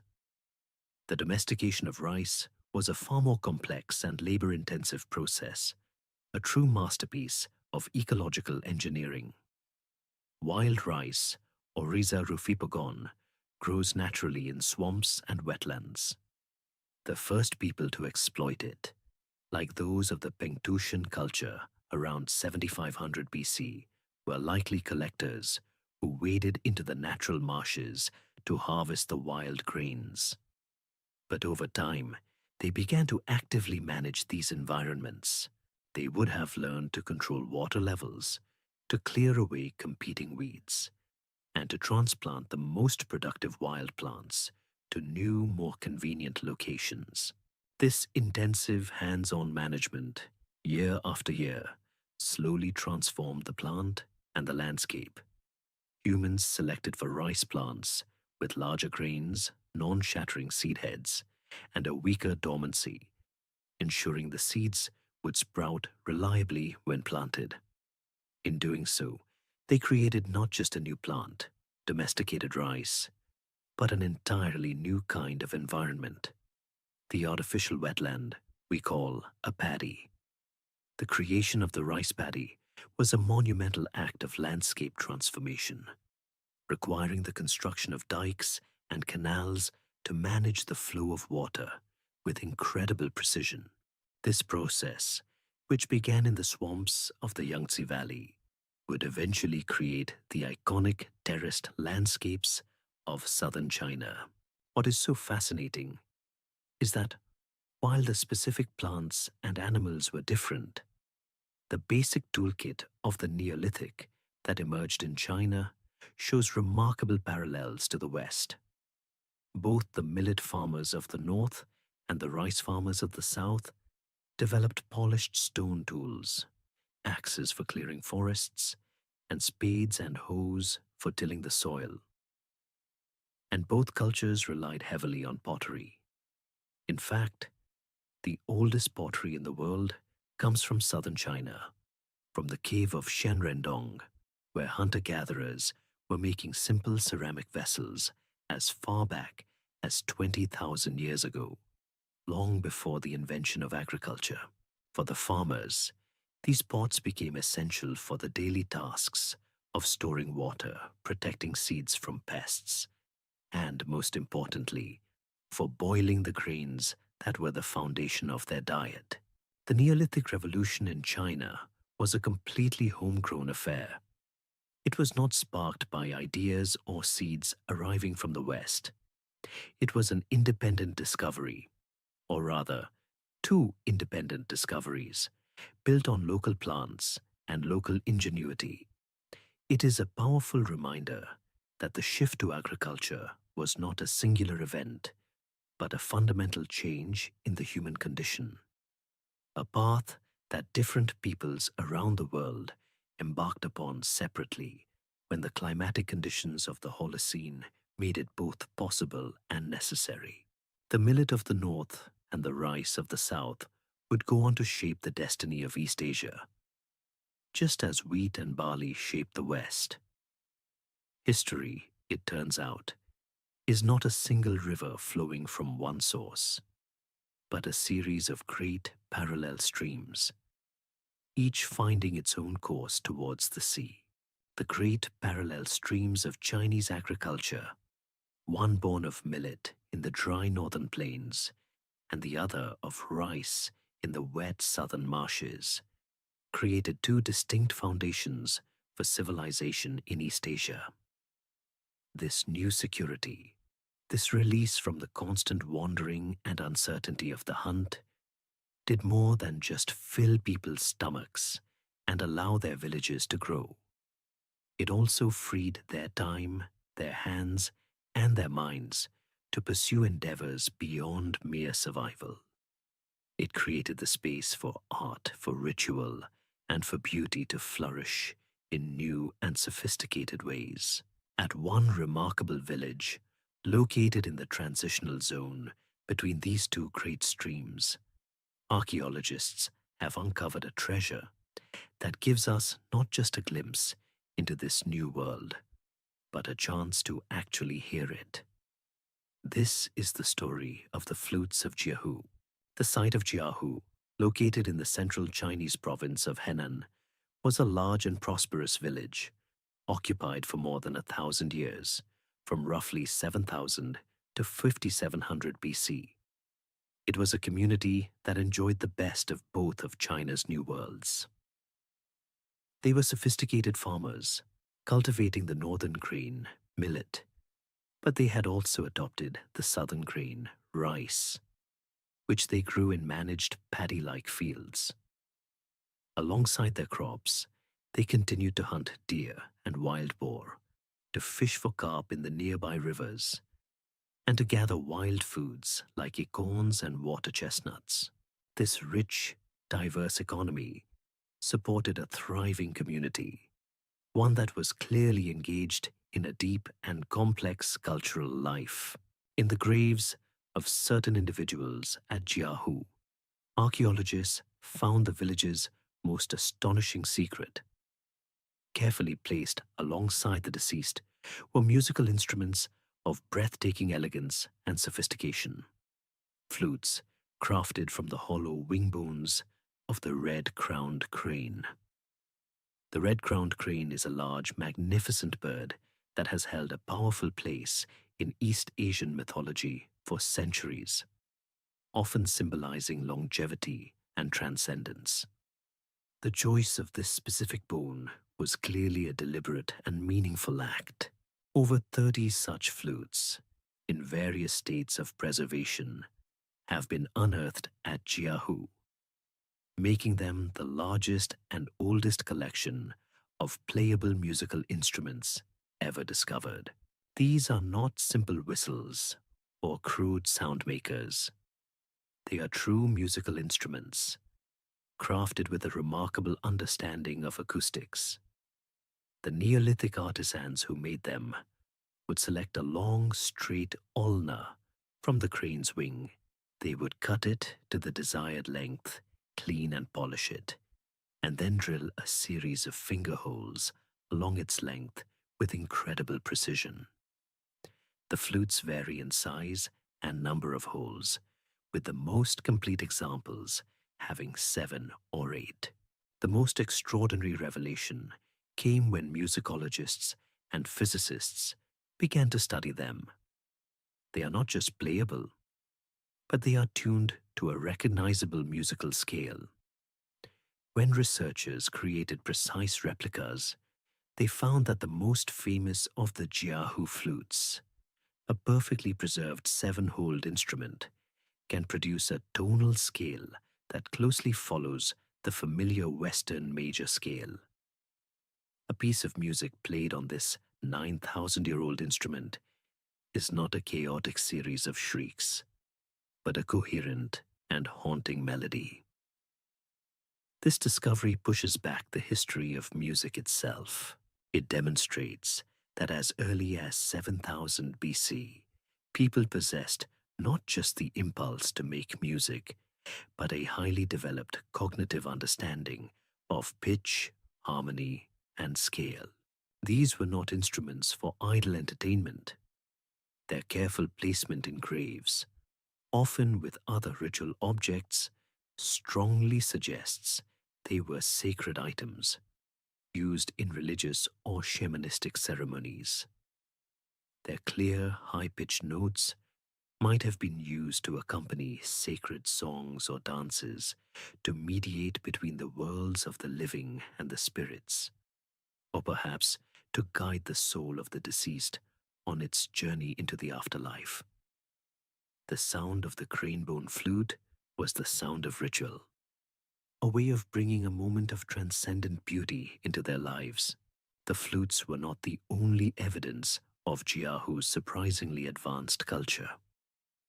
In the same graves, archaeologists found pottery jars containing the chemical residue of the world's oldest known alcoholic beverage. By analyzing these residues, they were able to determine the recipe, a fermented drink made from rice, honey, and hawthorn fruit.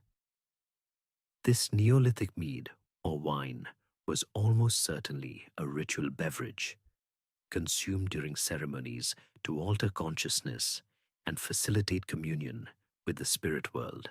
And there is one more mystery at Jiahu, one that echoes the story of the Vincha culture in Europe. On a number of tortoise shells and pieces of bone found in the same graves, the people of Jiahu had carved a series of signs. These symbols, some 9,000 years old, are even older than the Vincha script. They are simple, pictograph-like markings, and a few of them bear a startling resemblance to characters from the much later, fully developed Chinese writing system. For instance, one carving is almost identical to the modern Chinese character for I. This has led to the electrifying, though highly controversial suggestion that these Jiahu symbols might represent the most ancient, distant ancestors of Chinese script. While most scholars consider them to be proto-writing or symbolic emblems rather than a true language, they are, at the very least, evidence of a community using abstract signs to record and transmit meaning. Jiahu shatters any simplistic image we might have of the early Neolithic. These were not just subsistence farmers struggling to survive. They were a people with a rich inner life, a community of musicians, brewers, and thinkers. They possessed a sophisticated understanding of acoustics, a taste for intoxicating beverages, and a symbolic system that brought them to the very dawn of writing. We can only imagine the scene, a ritual gathering in the firelight, the community sharing a sweet, potent drink, while a shaman or elder raises a polished bone flute to their lips. And for a moment, across a gulf of 9,000 years, we can almost hear the clear, haunting notes of their music, the oldest songs of the New Stone Age.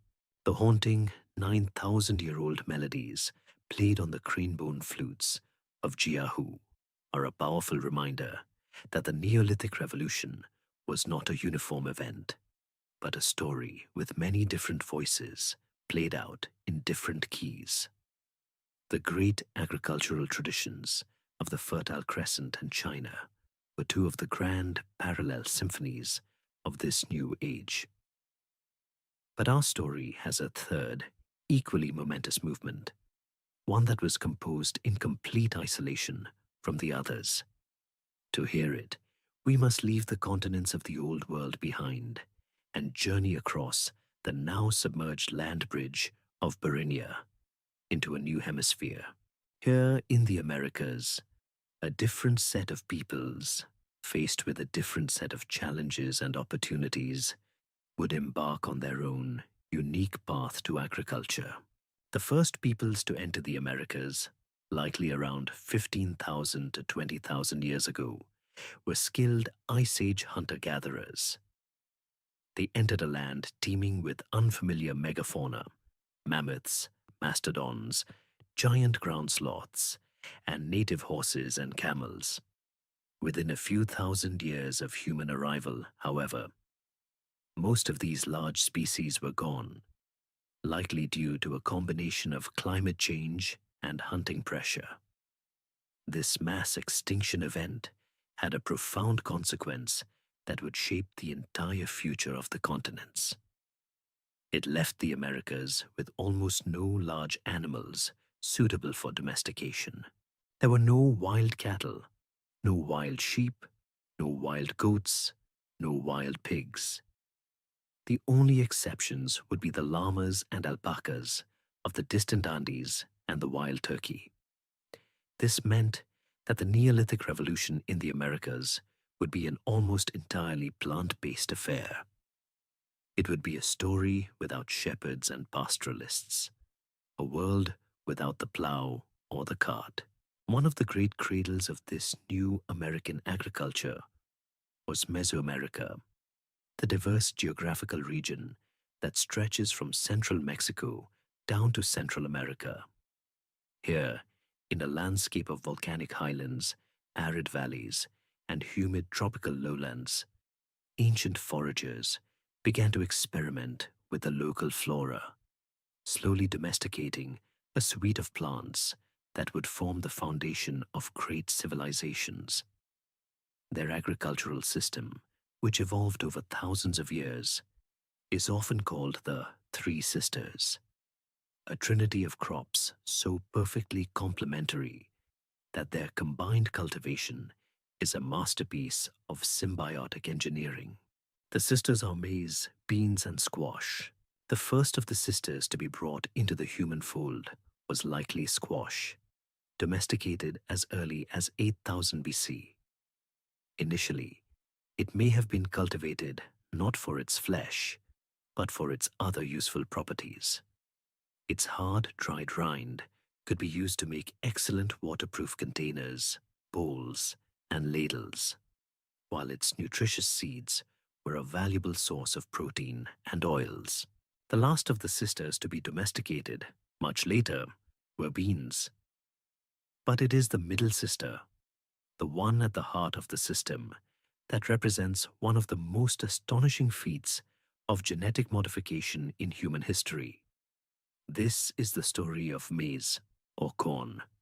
The wild ancestor of maize is a scruffy-looking Mexican grass called teosinte. To look at teosinte is to see no hint of its magnificent descendant.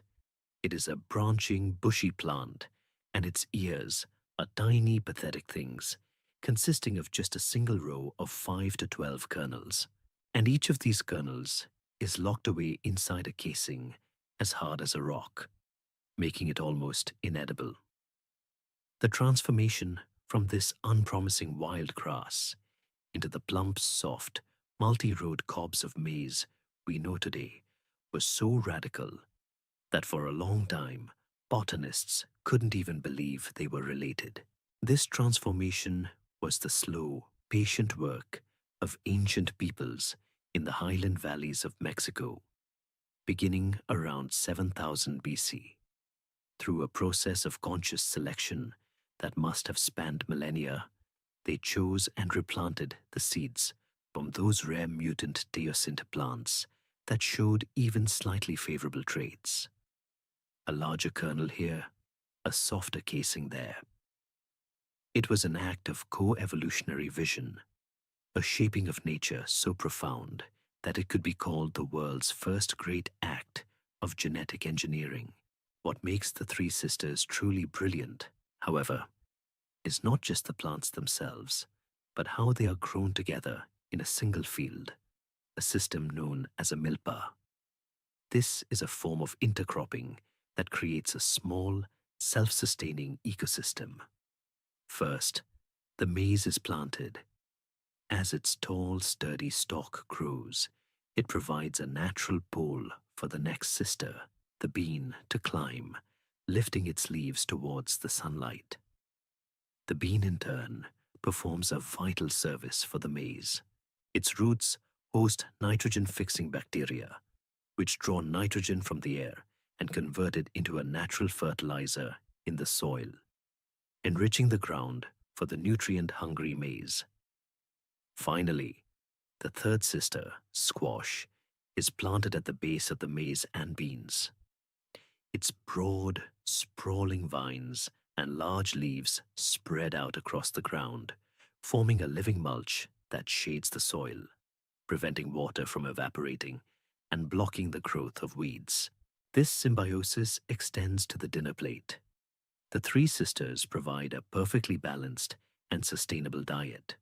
The maize offers carbohydrates for energy. The beans are rich in protein, and crucially, they provide the essential amino acids, lysine and tryptophan, that are missing in maize. The squash provides a wealth of different vitamins and healthy fats. Together, they are a complete nutritional package, the foundation of a healthy life, all grown from a single, self-fertilizing and weed-resistant field. Unlike in the Fertile Crescent, where the Neolithic package seems to have come together relatively quickly, the Mesoamerican Revolution was a much slower, more drawn-out affair. These three key plants were domesticated in different places and at different times over a span of thousands of years. For a long time, they were simply minor additions to a diet that still relied heavily on hunting and gathering. It was not until around 2000 BC that villages and societies based almost entirely on the three sisters began to emerge. It was a slow, patient revolution, but one whose impact would be no less profound. This ingenious agricultural system, born in the highlands of Mexico, would fuel the rise of the great Olmec, Maya, Toltec, and Aztec civilizations, a testament to a completely independent and equally brilliant discovery of the Neolithic way of life. The story of the three sisters, maize, beans, and squash, is the story of how agriculture was born in the heart of Mesoamerica, a revolution of plants that would one day fuel great empires. Yet this was only one of the America's two great Neolithic narratives. Thousands of miles to the south, along the vast, mountainous spine of the South American continent, another set of peoples were embarking on a completely separate, equally brilliant agricultural journey. In one of the most challenging and dramatic landscapes on Earth, they would tame a unique collection of plants and animals, creating a thriving Neolithic world in the sky, the world of the Andes. The Andes Mountains are not a single, uniform environment. They are what geographers call a vertical archipelago, a series of distinct ecological zones stacked one on top of the other, from the sea to the sky.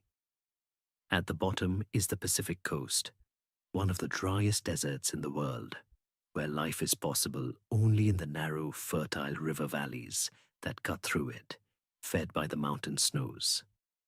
Above this is the Sierra, the high mountain valleys, and the vast cold windswept plateaus of the Altiplano. And on the other side, the mountains fall away into the humid, tropical cloud forests of the Amazon basin. To live here successfully required not one solution, but a complex system of adaptation to this vertical world. The familiar staples of Mesoamerica were not the answer here. Instead, the Andean peoples domesticated an entirely different suite of crops, perfectly suited to the high-altitude environment. The undisputed star of the Andean agricultural system was the potato. In the cool highlands around Lake Titicaca, as early as 8000 BC, ancient foragers began to cultivate the small, hardy, and often bitter wild tubers that grew there. Over thousands of years of careful selection, they would breed this humble plant into the nutritious, versatile potato we know today, eventually creating thousands of different varieties adapted to different altitudes, soils, and climates. Alongside the potato, they domesticated quinoa, a protein-rich pseudo-cereal whose seeds could be ground into flour and which thrived in the thin, cold air where maize could not grow. Down on the coast, in the irrigated river valleys, a different agricultural package emerged, including lima beans, peanuts, and most importantly, cotton. The soft, strong fibers of domesticated cotton would become the raw material for one of the most sophisticated and symbolically important textile traditions in the ancient world. But the most significant difference between the Andean and Mesoamerican worlds was the presence of large, domesticable animals. In the high grasslands of the Sierra, ancient hunters began the long process of taming the wild camelids of the region. From the wild guanaco, they bred the llama, and from the wild vicuña, they bred the alpaca. This was a pivotal achievement. The llama became the only beast of burden in the pre-Columbian Americas. Its ability to carry heavy loads up and down the steep mountain paths, making it the backbone of a vast trade network that connected the coast, the highlands, and the jungle. The alpaca, meanwhile, was bred for its incredibly soft, fine fleece, which was spun and woven into beautiful, high-status textiles that were more valuable than gold. And in their homes, they domesticated a smaller creature, the guinea pig, or cuy, which became a vital and efficient source of meat. The Andes, therefore, had something Mesoamerica did not: a true mixed farming economy, a world of both farmers and pastoralists. This secure foundation of high-altitude tubers and domesticated herds allowed for the rise of large settled communities and stunning ceremonial centers. The most spectacular and mysterious of these early societies is known as the Norte Chico or Caral Supe civilization, which emerged on the dry coast of modern-day Peru. Its age is staggering, flourishing from around 3000 to 1800 BC. It is the oldest known complex civilization in the Americas, a contemporary of the Old Kingdom pyramids of Egypt and the first city-states of Sumeria. At sites like the city of Caral, these people built huge, complex urban centers. They constructed enormous earthen platform mounds, some as large as a football field, topped with temple complexes. They engineered vast sunken circular plazas for public ceremonies and built extensive residential districts. Yet Caral is a profound puzzle that challenges many of our assumptions about how civilizations arise. This incredibly complex society emerged without the benefit of several key technologies. They had no pottery, they had no system of writing, and most surprisingly of all, their diet was not based on a staple grain like wheat or maize.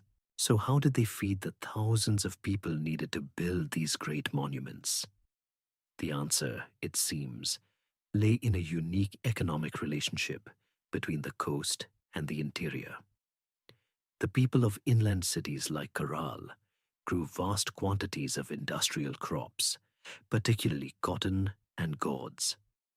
They would then trade these goods with the fishing communities on the coast in exchange for the ocean's immense bounty. The foundation of their diet was a massive supply of dried anchovies and sardines, a source of protein so rich and reliable that it could fuel an entire civilization. This has led to the maritime foundations of Andean civilization theory. The idea that here in the Americas, one of the world's first great civilizations, was built not on grain, but on cotton and fish. The story of the Andean Neolithic is a powerful testament to human ingenuity. In a vertical world of extreme challenges, its people created a unique and enduring agricultural system based on potatoes and llamas instead of wheat and cattle. Their early and rapid rise to a complex urban society built on a novel economic foundation demonstrates yet again that there was no single universal path to civilization. Each great revolution was a local masterpiece, a creative and specific answer to the universal human quest for a more stable and meaningful life. From the high, cold plains of the Andes, our story of the Neolithic has taken us to the cradles of civilization in the Americas, revealing a hemisphere of independent innovation. We have now visited the four great, well-known centers of agricultural origin: the Fertile Crescent with its wheat and cattle, China with its rice and millet, Mesoamerica with its trinity of maize, beans, and squash, and the Andes with their potatoes and llamas. It would be easy to conclude our survey here, to assume that these were the only places where humanity made that great leap. But there is at least one more great, and perhaps most surprising, chapter to this story. To find it, we must journey to a place of almost unimaginable biodiversity and rugged beauty, a land of dense rainforests, steaming swamps, and cloud-wreathed mountains, the massive tropical island of New Guinea. For a long time, it was assumed that the people of New Guinea had not developed agriculture independently, but had learned it from Austronesian migrants who arrived on the island much later. The island's environment seemed to lack the key ingredients for an indigenous agricultural revolution. There were no native grasses that could be domesticated into staple grains, and with the exception of the pig, which arrived with later migrations, there were no large domesticable animals. But pioneering archaeological work at a place called Cook's Swamp in the highlands of New Guinea has completely rewritten this story, revealing a tradition of farming so ancient and so unique that it forces us to widen our very definition of what agriculture is. Cook's Swamp is a large waterlogged basin, and like the lake dwellings of the Alps, its oxygen-poor mud has preserved a remarkable and fragile record of the past. But the evidence found here was not of houses or tools, but of the landscape itself. As archaeologists dug down through the layers of peat, they uncovered the unmistakable traces of an ancient and sophisticated farming system. The ghostly outlines of ditches for drainage, of channels for irrigation, and of regular raised mounds where crops had been planted. The most astonishing part was the age of this activity. The deepest and oldest layers of human intervention at Cook's Swamp, including pits, stake holes, and signs of forest clearing along the swamp's edge, date back to around 8000 BC, or 10,000 years before the present. This is a date that rivals the very beginnings of agriculture in the Fertile Crescent. The evidence becomes even clearer in later layers. By 5000 BC, the people of Cook were systematically creating large, rounded mounds of earth, a way of raising their crops above the waterlogged soil. And by 2000 BC, they were operating a complex and interconnected network of drainage ditches, a sign of a well-organized, large-scale agricultural society.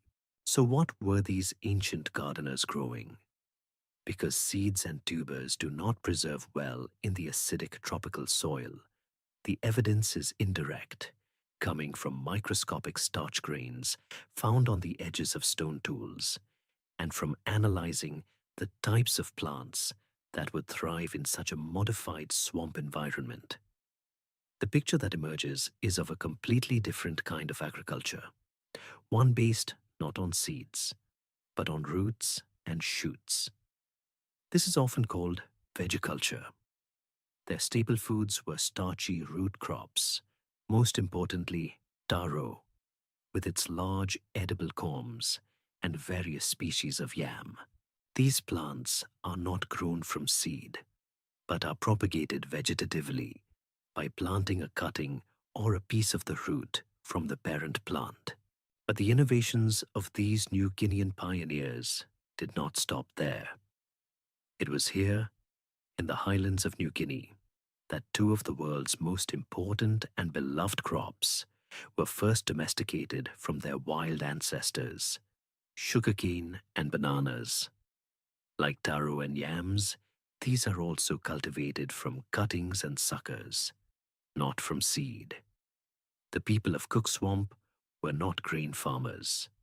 They were the world's first tropical gardeners, and their legacy, in the form of these sweet and vital crops, would eventually spread across the entire globe. The evidence from Cook Swamp is a powerful confirmation that the Neolithic Revolution was not a one-off event that spread from a single source, but a global human phenomenon.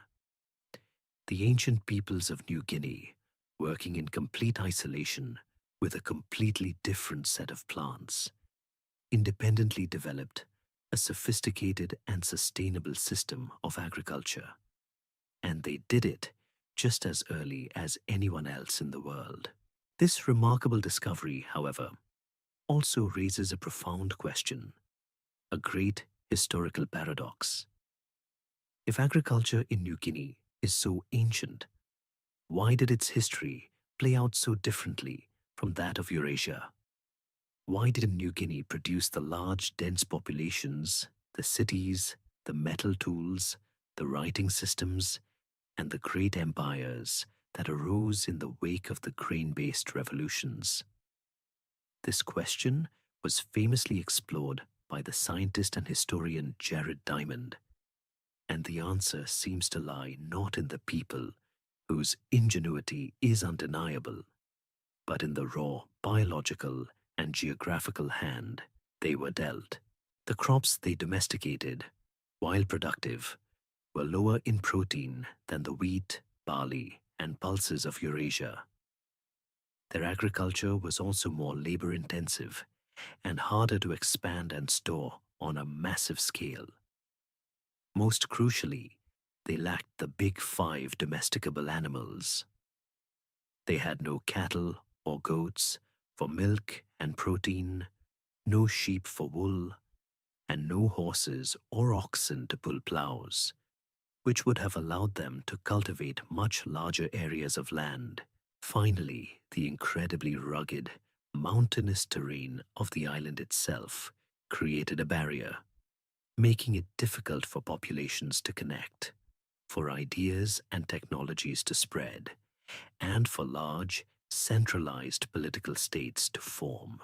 The ancient gardeners of New Guinea represent a vital and often forgotten chapter in our story. Their independent invention of veg culture is a stunning testament to human creativity. Their history is also a powerful lesson in the importance of biogeography, a reminder that the tools and resources provided by the local environment can profoundly shape the long-term trajectory of a society. They show us, once again, that the Neolithic was not a single path, but a branching tree of possibilities. Our journey has now taken us around the globe, from the highlands of New Guinea to the mountains of the Andes, from the river valleys of China to the coasts of Mesoamerica.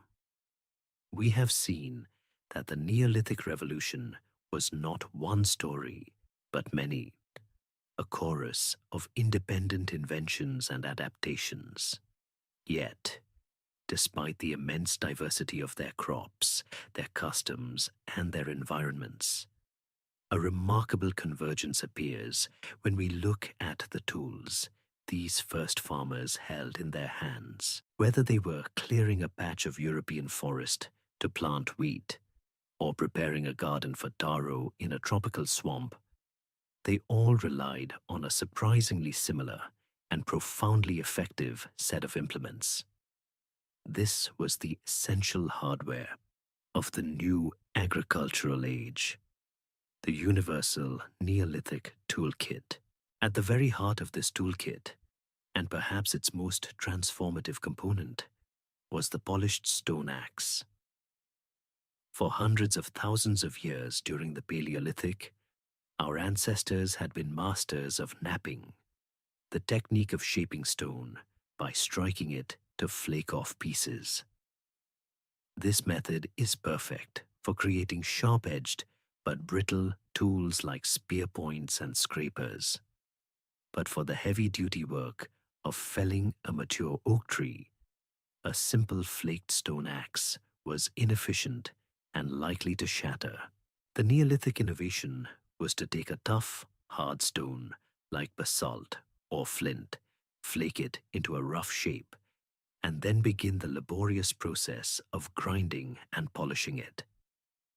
For hours upon end, the toolmaker would rub the axe head against an abrasive rock like sandstone, using sand and water as a grinding paste. This patient, repetitive work produced a tool with a completely different character. The polished axe head had a smooth surface and a strong, tough, and incredibly durable cutting edge that could withstand the repeated, high-impact blows of chopping wood. It could be resharpened time and time again, making it a tool that could last a lifetime. The polished stone axe was the Neolithic equivalent of the chainsaw.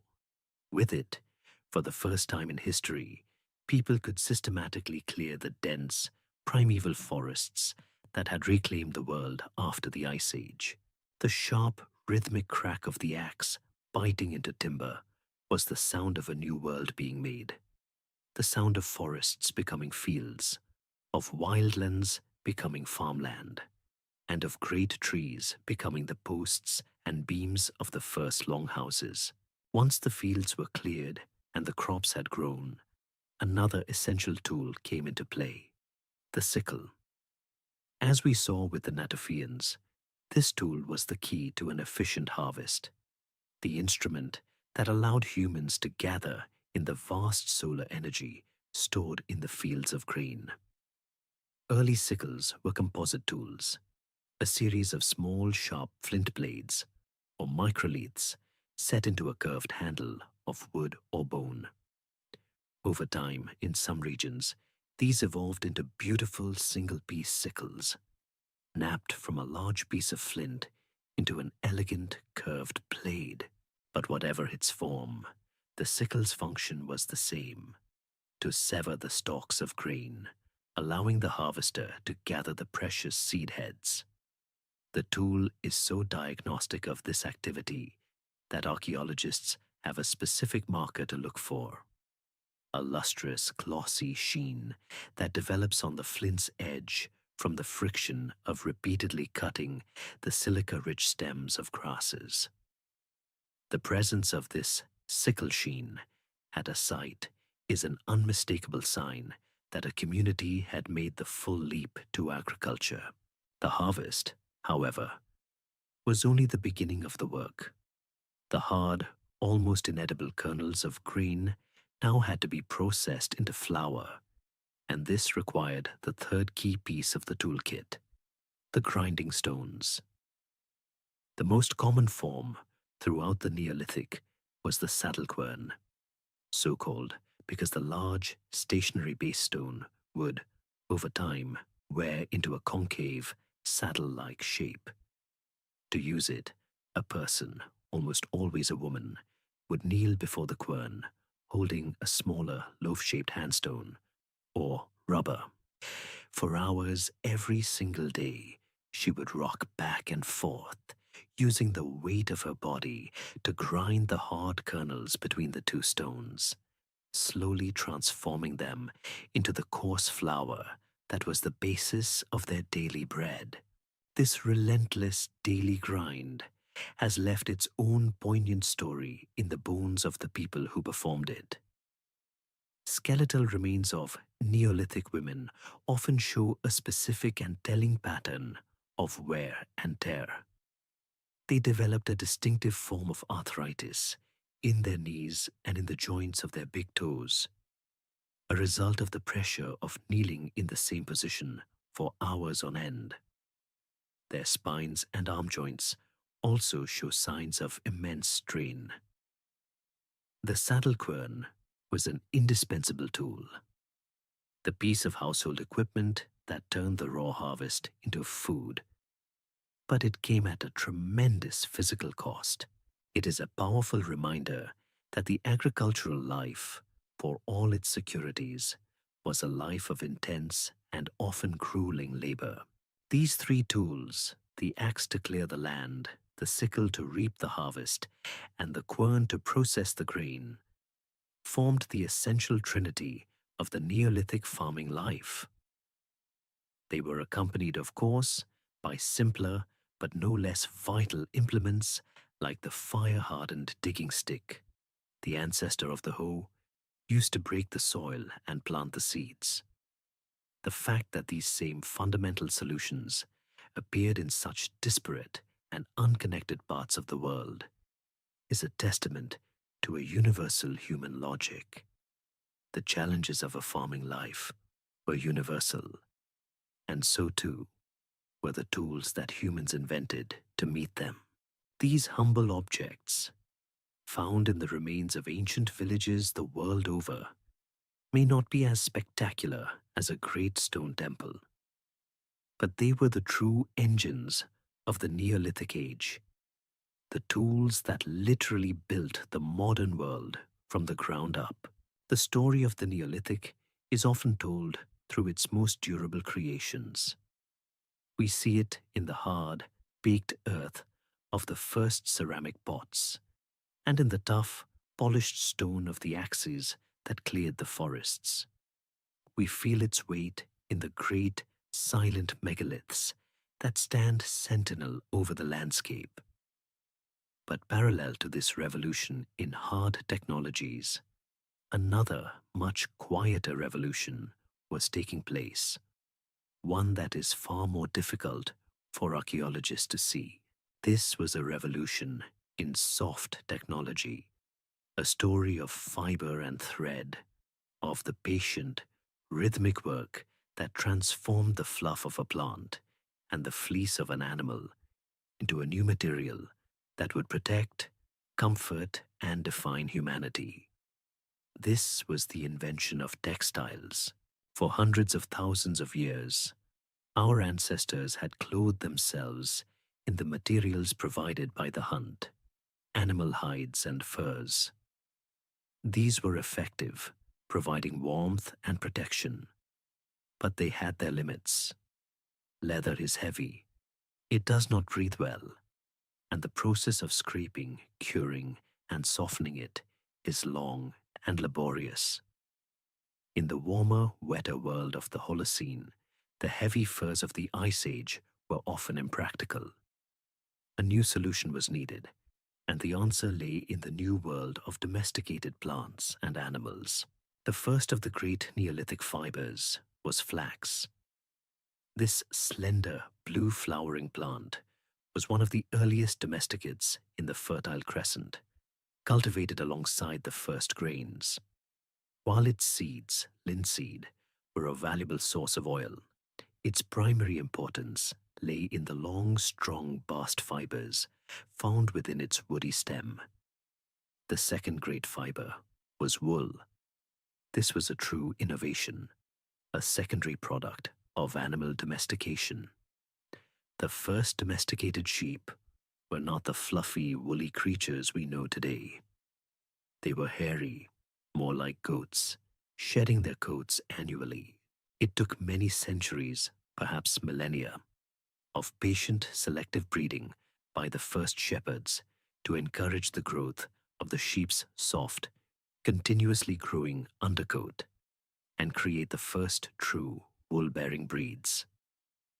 This act of genetic modification was a breakthrough, creating a fiber that was warm, elastic, and easily dyed.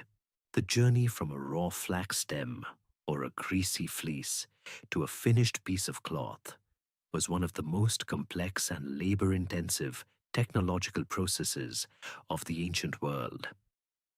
For flax, the harvested stalks first had to be retted, a process of soaking them in water for weeks to allow bacteria to break down the woody parts of the stem.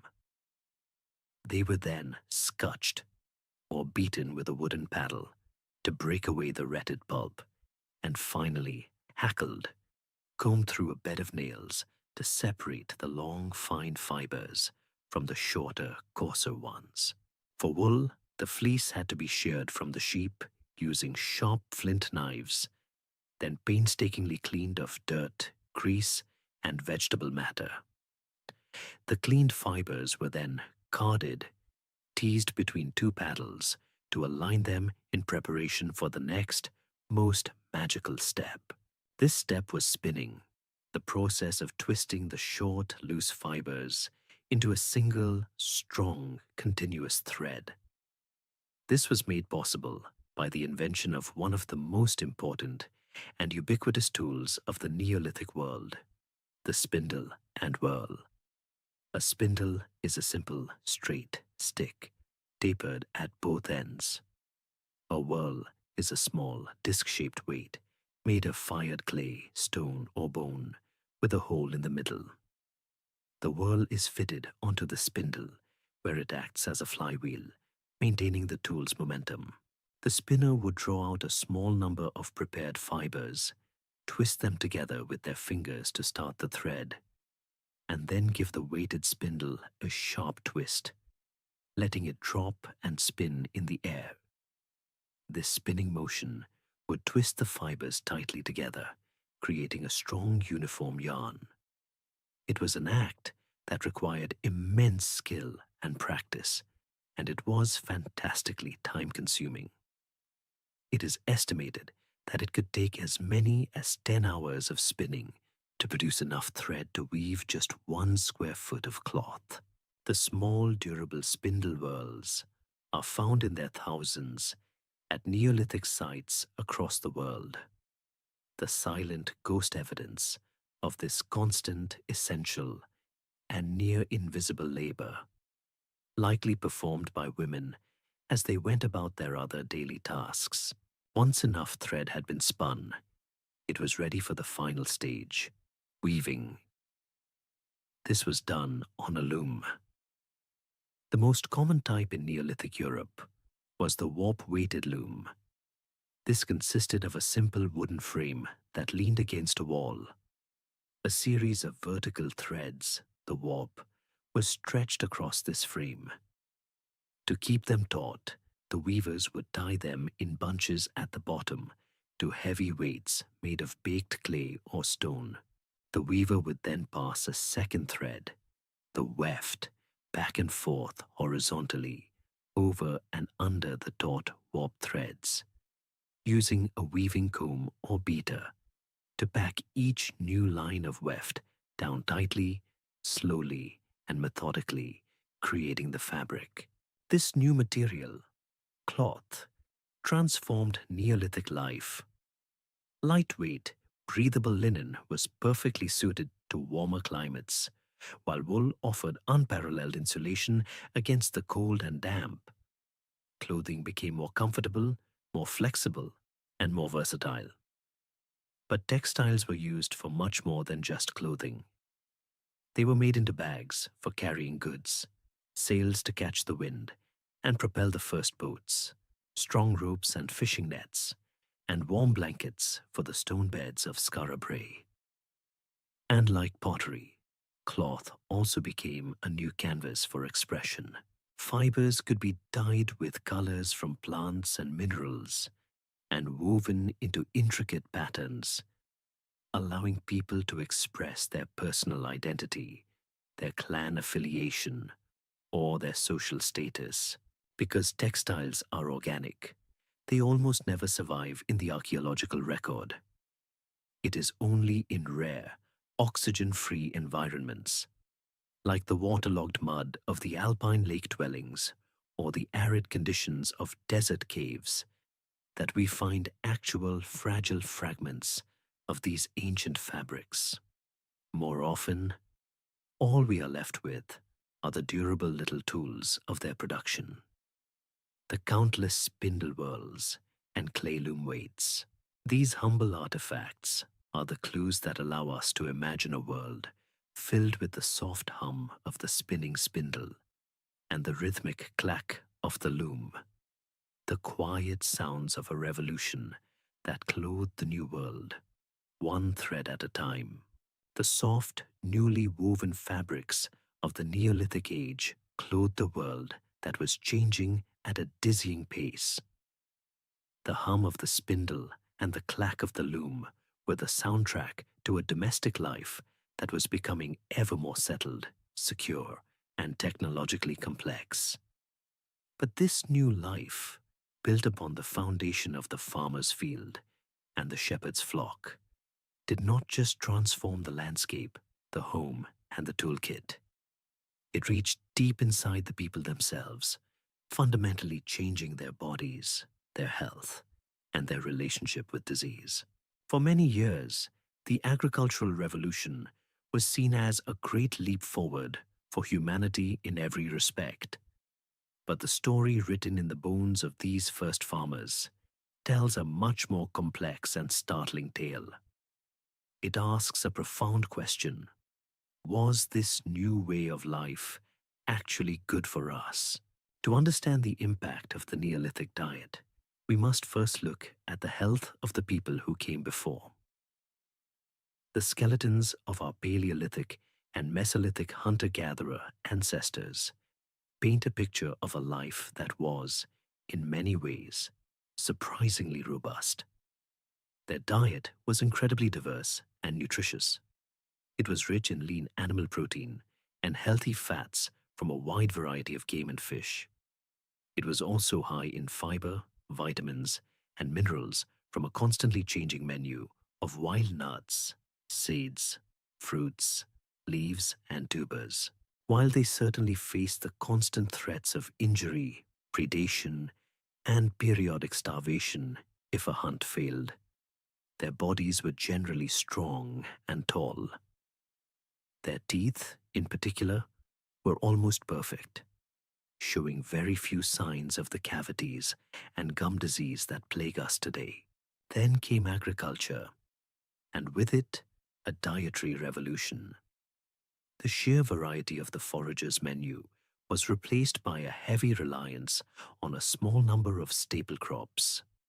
Whether it was wheat and barley in the West, rice and millet in the East, or maize in the Americas, the new diet was dominated by carbohydrates. While farming provided a much more reliable and storable supply of calories, dramatically reducing the risk of catastrophic famine, this reliability came at the cost of nutritional quality. The new diet was often deficient in essential proteins, vitamins, and minerals. This profound shift left its mark directly on the skeletons of the people who adopted it, a field of study known as paleopathology. The first and most obvious change was a decrease in average height. In almost every region of the world where the transition to agriculture has been studied, the skeletons of the first farmers are consistently shorter than those of their hunter-gatherer predecessors. This loss of stature is a classic indicator of malnutrition and physiological stress, particularly during the crucial growth years of childhood. An even more dramatic story is told by their teeth. The soft, starchy, and carb-heavy food of the farmers was a disaster for dental health, while hunter-gatherers gnawed on tough, fibrous foods that naturally clean their teeth. Farmers were eating soft porridges and breads that stuck to the enamel, creating a perfect environment for bacteria. The result was an explosion of dental caries, or cavities. Skeletons from this period show a massive increase in tooth decay, painful abscesses, and widespread tooth loss, problems that were almost non-existent in the Paleolithic.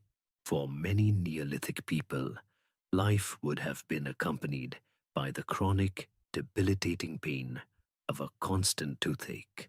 The bones also reveal widespread iron deficiency anemia. Archaeologists can see this in the form of two specific conditions: porotic hyperostosis, which gives the flat bones of the skull a spongy or porous appearance, and cribra orbitalia, a similar pitting that appears on the bone inside the eye sockets. This anemia was likely caused by a double bind. Not only was the new grain-based diet often lower in usable iron, but some staples, like maize, actually contain compounds that inhibit the body's ability to absorb what little iron is present. This nutritional stress was compounded by a whole new world of disease. Hunter-gatherers lived in small, mobile bands, constantly moving away from their own waste and keeping their population density low. The new permanent villages of the Neolithic were a different story. Larger populations living in close quarters, surrounded by their rubbish pits and the waste of their animals, created the perfect breeding ground for parasites and infectious diseases.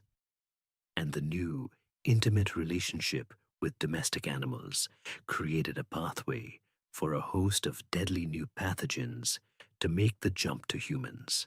Most of the great epidemic diseases of history have their origins in the Neolithic farmyard. Tuberculosis and smallpox likely evolved from a disease of cattle. Measles is closely related to the rinderpest virus, also from cattle. The flu has its origins in the pigs and waterfowl with which farmers shared their environment. These diseases of civilization were born in the crowded, unsanitary conditions of the first farming villages. This brings us to the great Neolithic paradox. If the agricultural life made people shorter, sicker, and gave them terrible teeth, why did it succeed so spectacularly, spreading to conquer almost the entire globe? The answer, it seems, has little to do with improved health and everything to do with fertility. The key was the availability of soft, high-carbohydrate baby food. The new porridges and gruels allowed farming mothers to wean their infants much earlier than was possible for foraging mothers, who might have to breastfeed for several years. Earlier, weaning dramatically shortens the natural period of infertility that accompanies breastfeeding. This meant that farming women could have more children, spaced more closely together.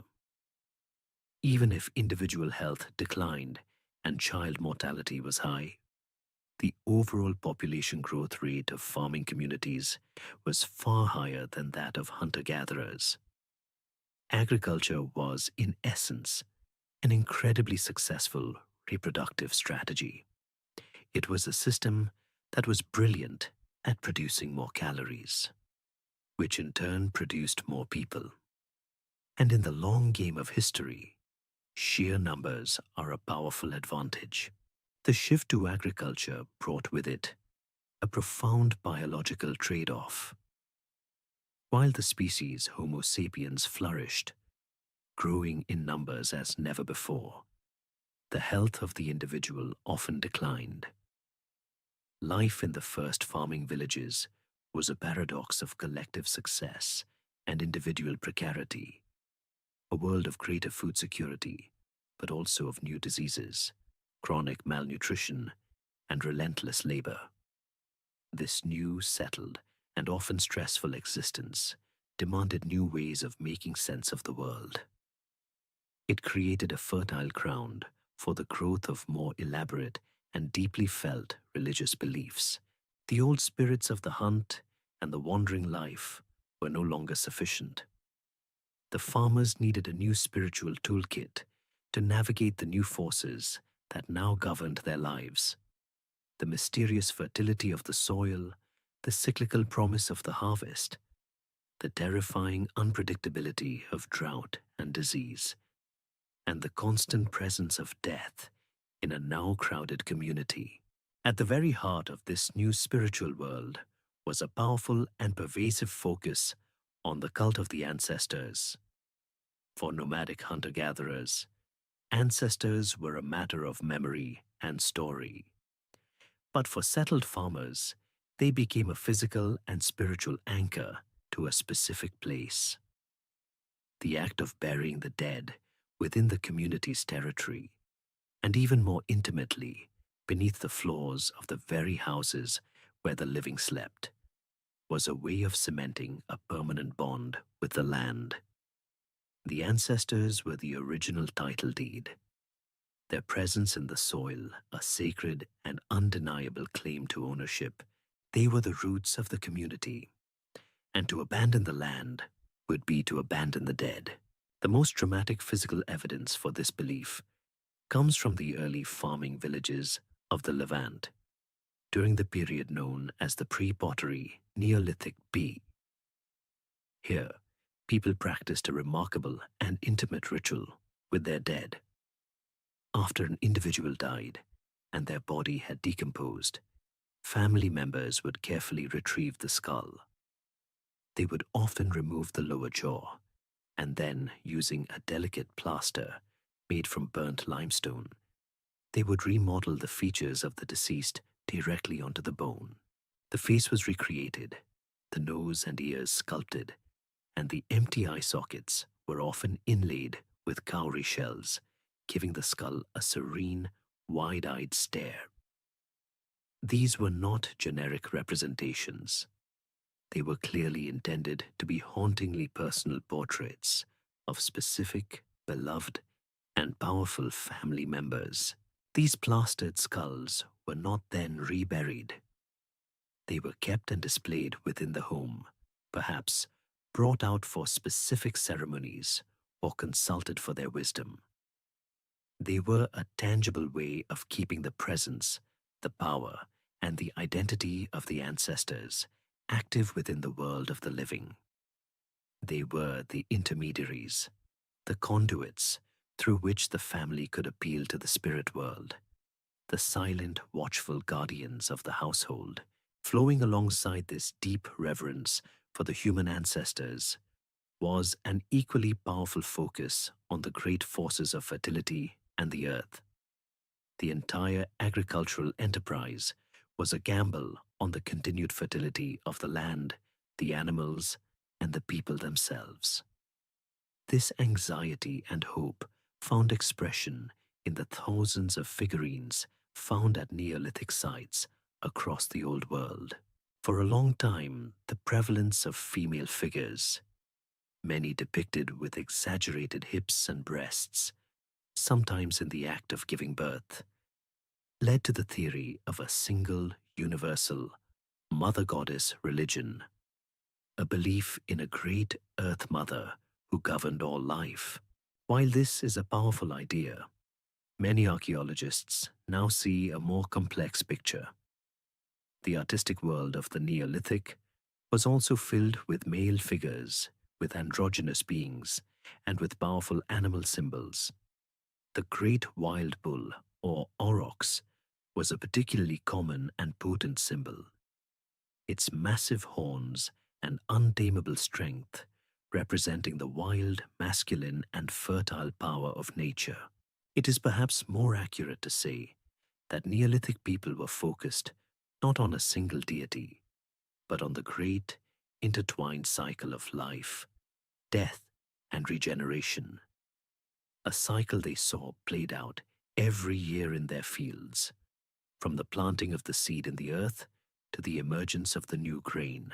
Finally, if the ancestors represented the power of the world below, and fertility represented the power of the world around them, then the great stone monuments point to a deep reverence for the cosmos and the sky above.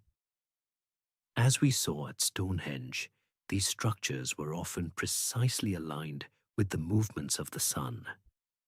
At the even older Great Passage tomb of Newgrange in Ireland, a colossal mound built around 3200 BC, this connection is made with breathtaking precision. For just a few days around the winter solstice, the shortest day of the year, the first rays of the rising sun shine through a special opening above the tomb's entrance, sending a narrow beam of golden light down a 60-foot-long stone passage to illuminate the central burial chamber at the heart of the mound. For a farming community, this was not just a beautiful spectacle. It was a matter of survival. The sun was the source of all life and warmth, and its annual cycle dictated the rhythm of their entire existence. Tracking the solstices and equinoxes was essential for knowing when to plant and when to harvest. These great monuments were sacred calendars, places where the community could gather to participate in the great cosmic drama, performing the rituals that would ensure the sun would return from its winter death, that the days would grow long again, and that the cycle of life would continue. The spiritual universe of the Neolithic farmer, then, was a three-tiered one. It was rooted in the earth and the ancestors below. It was lived out in the domestic world of the village, and it was governed by the great cyclical powers of the sky. Their religion was the essential practice that bound these worlds together, a rich and varied tapestry of belief that gave meaning to their new, settled life and provided a sense of order and hope in a world that was, as ever, full of uncertainty. The Neolithic world, with its deep reverence for the ancestors, the earth, and the cosmos, had created a stable and deeply meaningful social order. For thousands of years, its peoples had built their lives and their beliefs around a familiar and reliable set of materials: the wood of the forests, the bones of their animals, the clay of the riverbanks, and the enduring stone of the earth.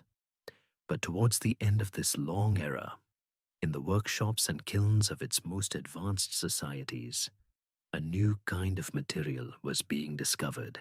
It was a substance unlike any other they had ever known, not chipped into shape like flint, not molded like clay, but a strange, heavy, glittering stone that could be beaten into new forms, and with the application of intense heat, could be made to melt and flow like water. This was the discovery of metal, and its gleaming arrival marks the long, slow dawn of a new age. The story of metallurgy begins with copper. At first, people would have encountered it in its pure or native form. In a few rare places, nuggets of pure copper could be found lying on the ground or in rock fissures. These early metalworkers would have treated it like a strange, soft, and remarkably beautiful kind of stone. They found that, unlike flint, it didn't shatter when struck, but could be hammered and bent into shape, a property we call malleability.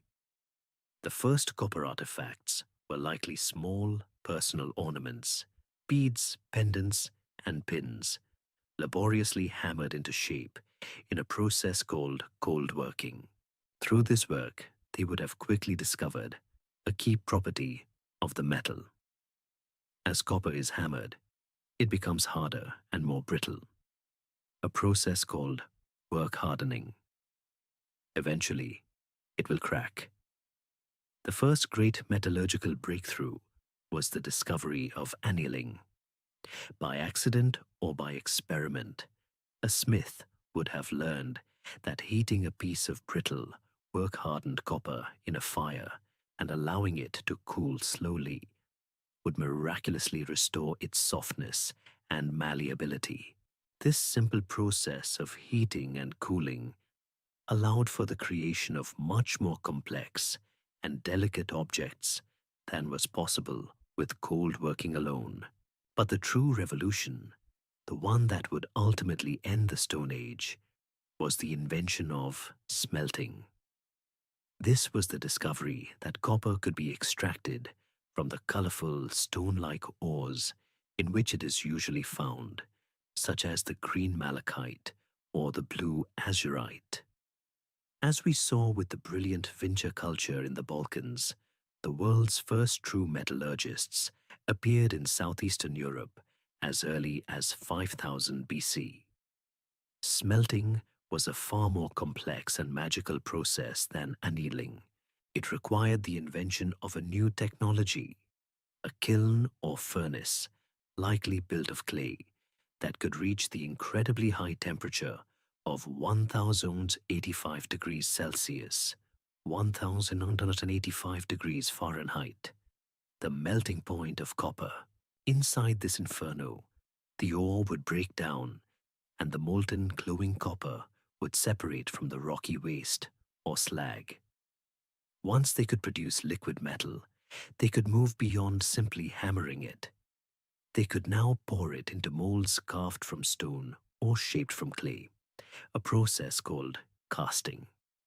This allowed them to produce standardized tools and weapons, such as axe heads and daggers, in a way that was completely impossible with stone.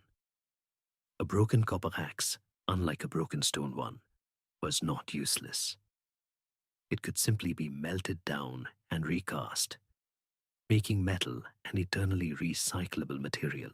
The arrival of this new technology had profound social consequences that rippled through the late Neolithic world. Metallurgy was not a skill that everyone possessed. It required deep, specialized knowledge, knowing where to find the right ores, how to build a furnace that could reach the required temperature, and how to control the almost magical transformation of rock into metal. The smith, the first full-time craft specialist, became a new and powerful figure in society, a guardian of secret knowledge, whose work was likely shrouded in ritual and magic. Furthermore, copper was, at first, incredibly rare and difficult to produce. This meant that the first metal objects were not everyday utilitarian tools. For felling a tree, a well-made polished stone axe was still cheaper, more common, and in many ways, more effective. Instead, copper was used to create what we call prestige goods. These were shiny, beautiful objects, daggers that would never rust, elaborate pins to fasten cloaks, and glittering ornaments, whose primary purpose was to signify the wealth and status of their owner. In a world that had, for thousands of years, been largely egalitarian, this new, rare material provided a powerful way for an emerging elite of chiefs and warriors to visibly distinguish themselves from the rest of their community. The gleam of copper was the gleam of social inequality beginning to take hold. This period, known as the Chalcolithic or Copperstone Age, was an age of transition. For the vast majority of people, stone remained the dominant material for the tools of daily life. But the presence of copper was driving change, fueling new long-distance trade routes to control the sources of the precious ore and creating new social hierarchies. This was also a time of other profound innovations. It was during this late Neolithic period that people began to discover the secondary products of their livestock. They learned to use their animals not just for their meat, but for renewable resources, for the milk of their cattle and goats, for the wool of their newly bred sheep, and for their power as they harnessed the first oxen to pull a simple plow or ard through their fields. This combination of new technologies, metallurgy, and the plow was creating a world that was becoming richer, more productive, and more complex, but also more divided. The Chalcolithic was the final glittering chapter of the Neolithic age. The discovery of copper had opened a door, and humanity was now looking through it into a new metallic future. The next step, the discovery that mixing a little tin with the copper could create bronze, a hard and durable alloy, perfect for tools and weapons, would formally usher in the Bronze Age. But the long, slow dawn of that new era began here, with the first smiths who coaxed a glowing liquid sun from a common green stone. The first glimmer of copper, coaxed from its stone-like ore by the transformative power of fire, marks the symbolic end of the new Stone Age. This new, magical material, which could be melted and reborn into any shape, was a harbinger of the future, a bridge to the coming ages of bronze and iron. Its arrival closes a vast and foundational chapter of the human story, a period of some 10,000 years that had completely remade humanity and the planet. We have journeyed from the end of the last ice age to this Chalcolithic dawn, and now it is time to look back from the threshold of this new era and ask the most fundamental question of all. What was the ultimate legacy of this great revolution? Was the invention of agriculture, the very foundation of our modern world, a great leap forward for humanity? Or was it, as some have claimed, the worst mistake in the history of our species? The case against the agricultural revolution is a sobering one. As we have seen, the story written in the bones of the first farmers is not one of straightforward progress. On average, they were shorter and less well nourished than their hunter-gatherer ancestors. Their teeth, ravaged by a new diet of soft, starchy carbohydrates, were riddled with cavities and painful abscesses. They lived in larger, more crowded villages, which, combined with their close proximity to their domestic animals, created the perfect breeding ground for devastating new epidemic diseases. Their lives were also filled with a new kind of relentless, backbreaking labor. The varied and often leisurely pursuits of the forager were replaced by the monotonous, seasonal grind of clearing fields, tilling soil, sowing seeds, weeding, and the exhausting daily work of processing the harvest. Socially, the revolution created the very concepts of property and surplus that for the first time allowed for the rise of permanent inequality. The shared resources of the foraging band gave way to the farmer's field and the chief's granary. The egalitarian world of the early Neolithic, as seen at sites like Skara Brae, eventually gave way to societies with powerful elites, priests, and warriors who lived off the labor of the peasant masses. It was a revolution that, in many ways, chained humanity to the soil and to a new set of masters. It was a trap, one that was entered into slowly, with each small, seemingly logical step, making it harder to turn back, until the old world was gone forever. And yet, without this mistake, almost nothing that we define as civilization would exist. The food surplus created by agriculture, for all its costs, was the essential precondition for everything that followed. It was the stored energy that allowed for the growth of cities, the specialization of labor, and the development of writing, of science, of monumental art and architecture. Every book ever written, every symphony ever composed, every scientific discovery ever made is a downstream consequence of the fact that a small number of farmers could produce enough food to feed the poets, the musicians, and the thinkers. The leisure to contemplate the stars or to develop a system of laws is a luxury bought and paid for by the sweat of the Neolithic farmer. From a purely evolutionary perspective, the agricultural revolution was an unprecedented success.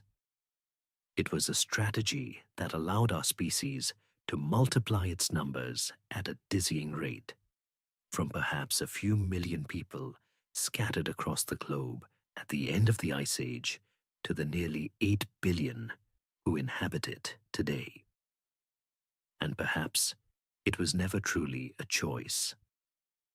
In a world of changing climate and growing populations, the old hunter-gatherer lifestyle was becoming increasingly untenable in many regions. Agriculture was not adopted because it offered a better life, but because for many, it was the only viable path away from starvation. The legacy of this ancient revolution is not something we can simply observe from a distance. It is written into our modern lives, into our societies, and into our very bodies. Our own biological systems are, in many ways, still those of our Paleolithic ancestors, now struggling to cope with a Neolithic diet that has been supercharged by industrial processing. The modern epidemics of obesity, diabetes, and heart disease are the long-term consequences of our bodies being flooded with the cheap, abundant sugars and carbohydrates that our Neolithic ancestors worked so tirelessly to cultivate. Our social worlds, our concepts of property, of inheritance, of national borders, which are, in essence, the territorial lines of great farming communities, writ large, all have their deepest roots in the soil of the first fields. So was it a mistake? Perhaps that is the wrong question to ask. It was not a mistake, nor was it a simple triumph. It was an entanglement. Humans domesticated the wheat, but in a very real sense, the wheat also domesticated us, forcing us to settle down, to tend to its needs, to structure our lives around its seasons. We became dependent on our crops and our herds, and they became completely dependent on us. It was a grand, irreversible bargain with nature, a co-evolutionary pact that we are still living with today. Our long journey through the new Stone Age is now at its end. We have seen our ancestors remake their world with stone, with bone, with clay, and with the first glimmer of shining copper. The story they left behind, a timeless tale of human ingenuity, labor, belief, and the deep enduring quest for a more secure life, is the foundation of our own. And now, as the fire in the hearth of that last Neolithic village burns down to embers, may the whispers of this deep past guide you into a quiet and deeply restful sleep.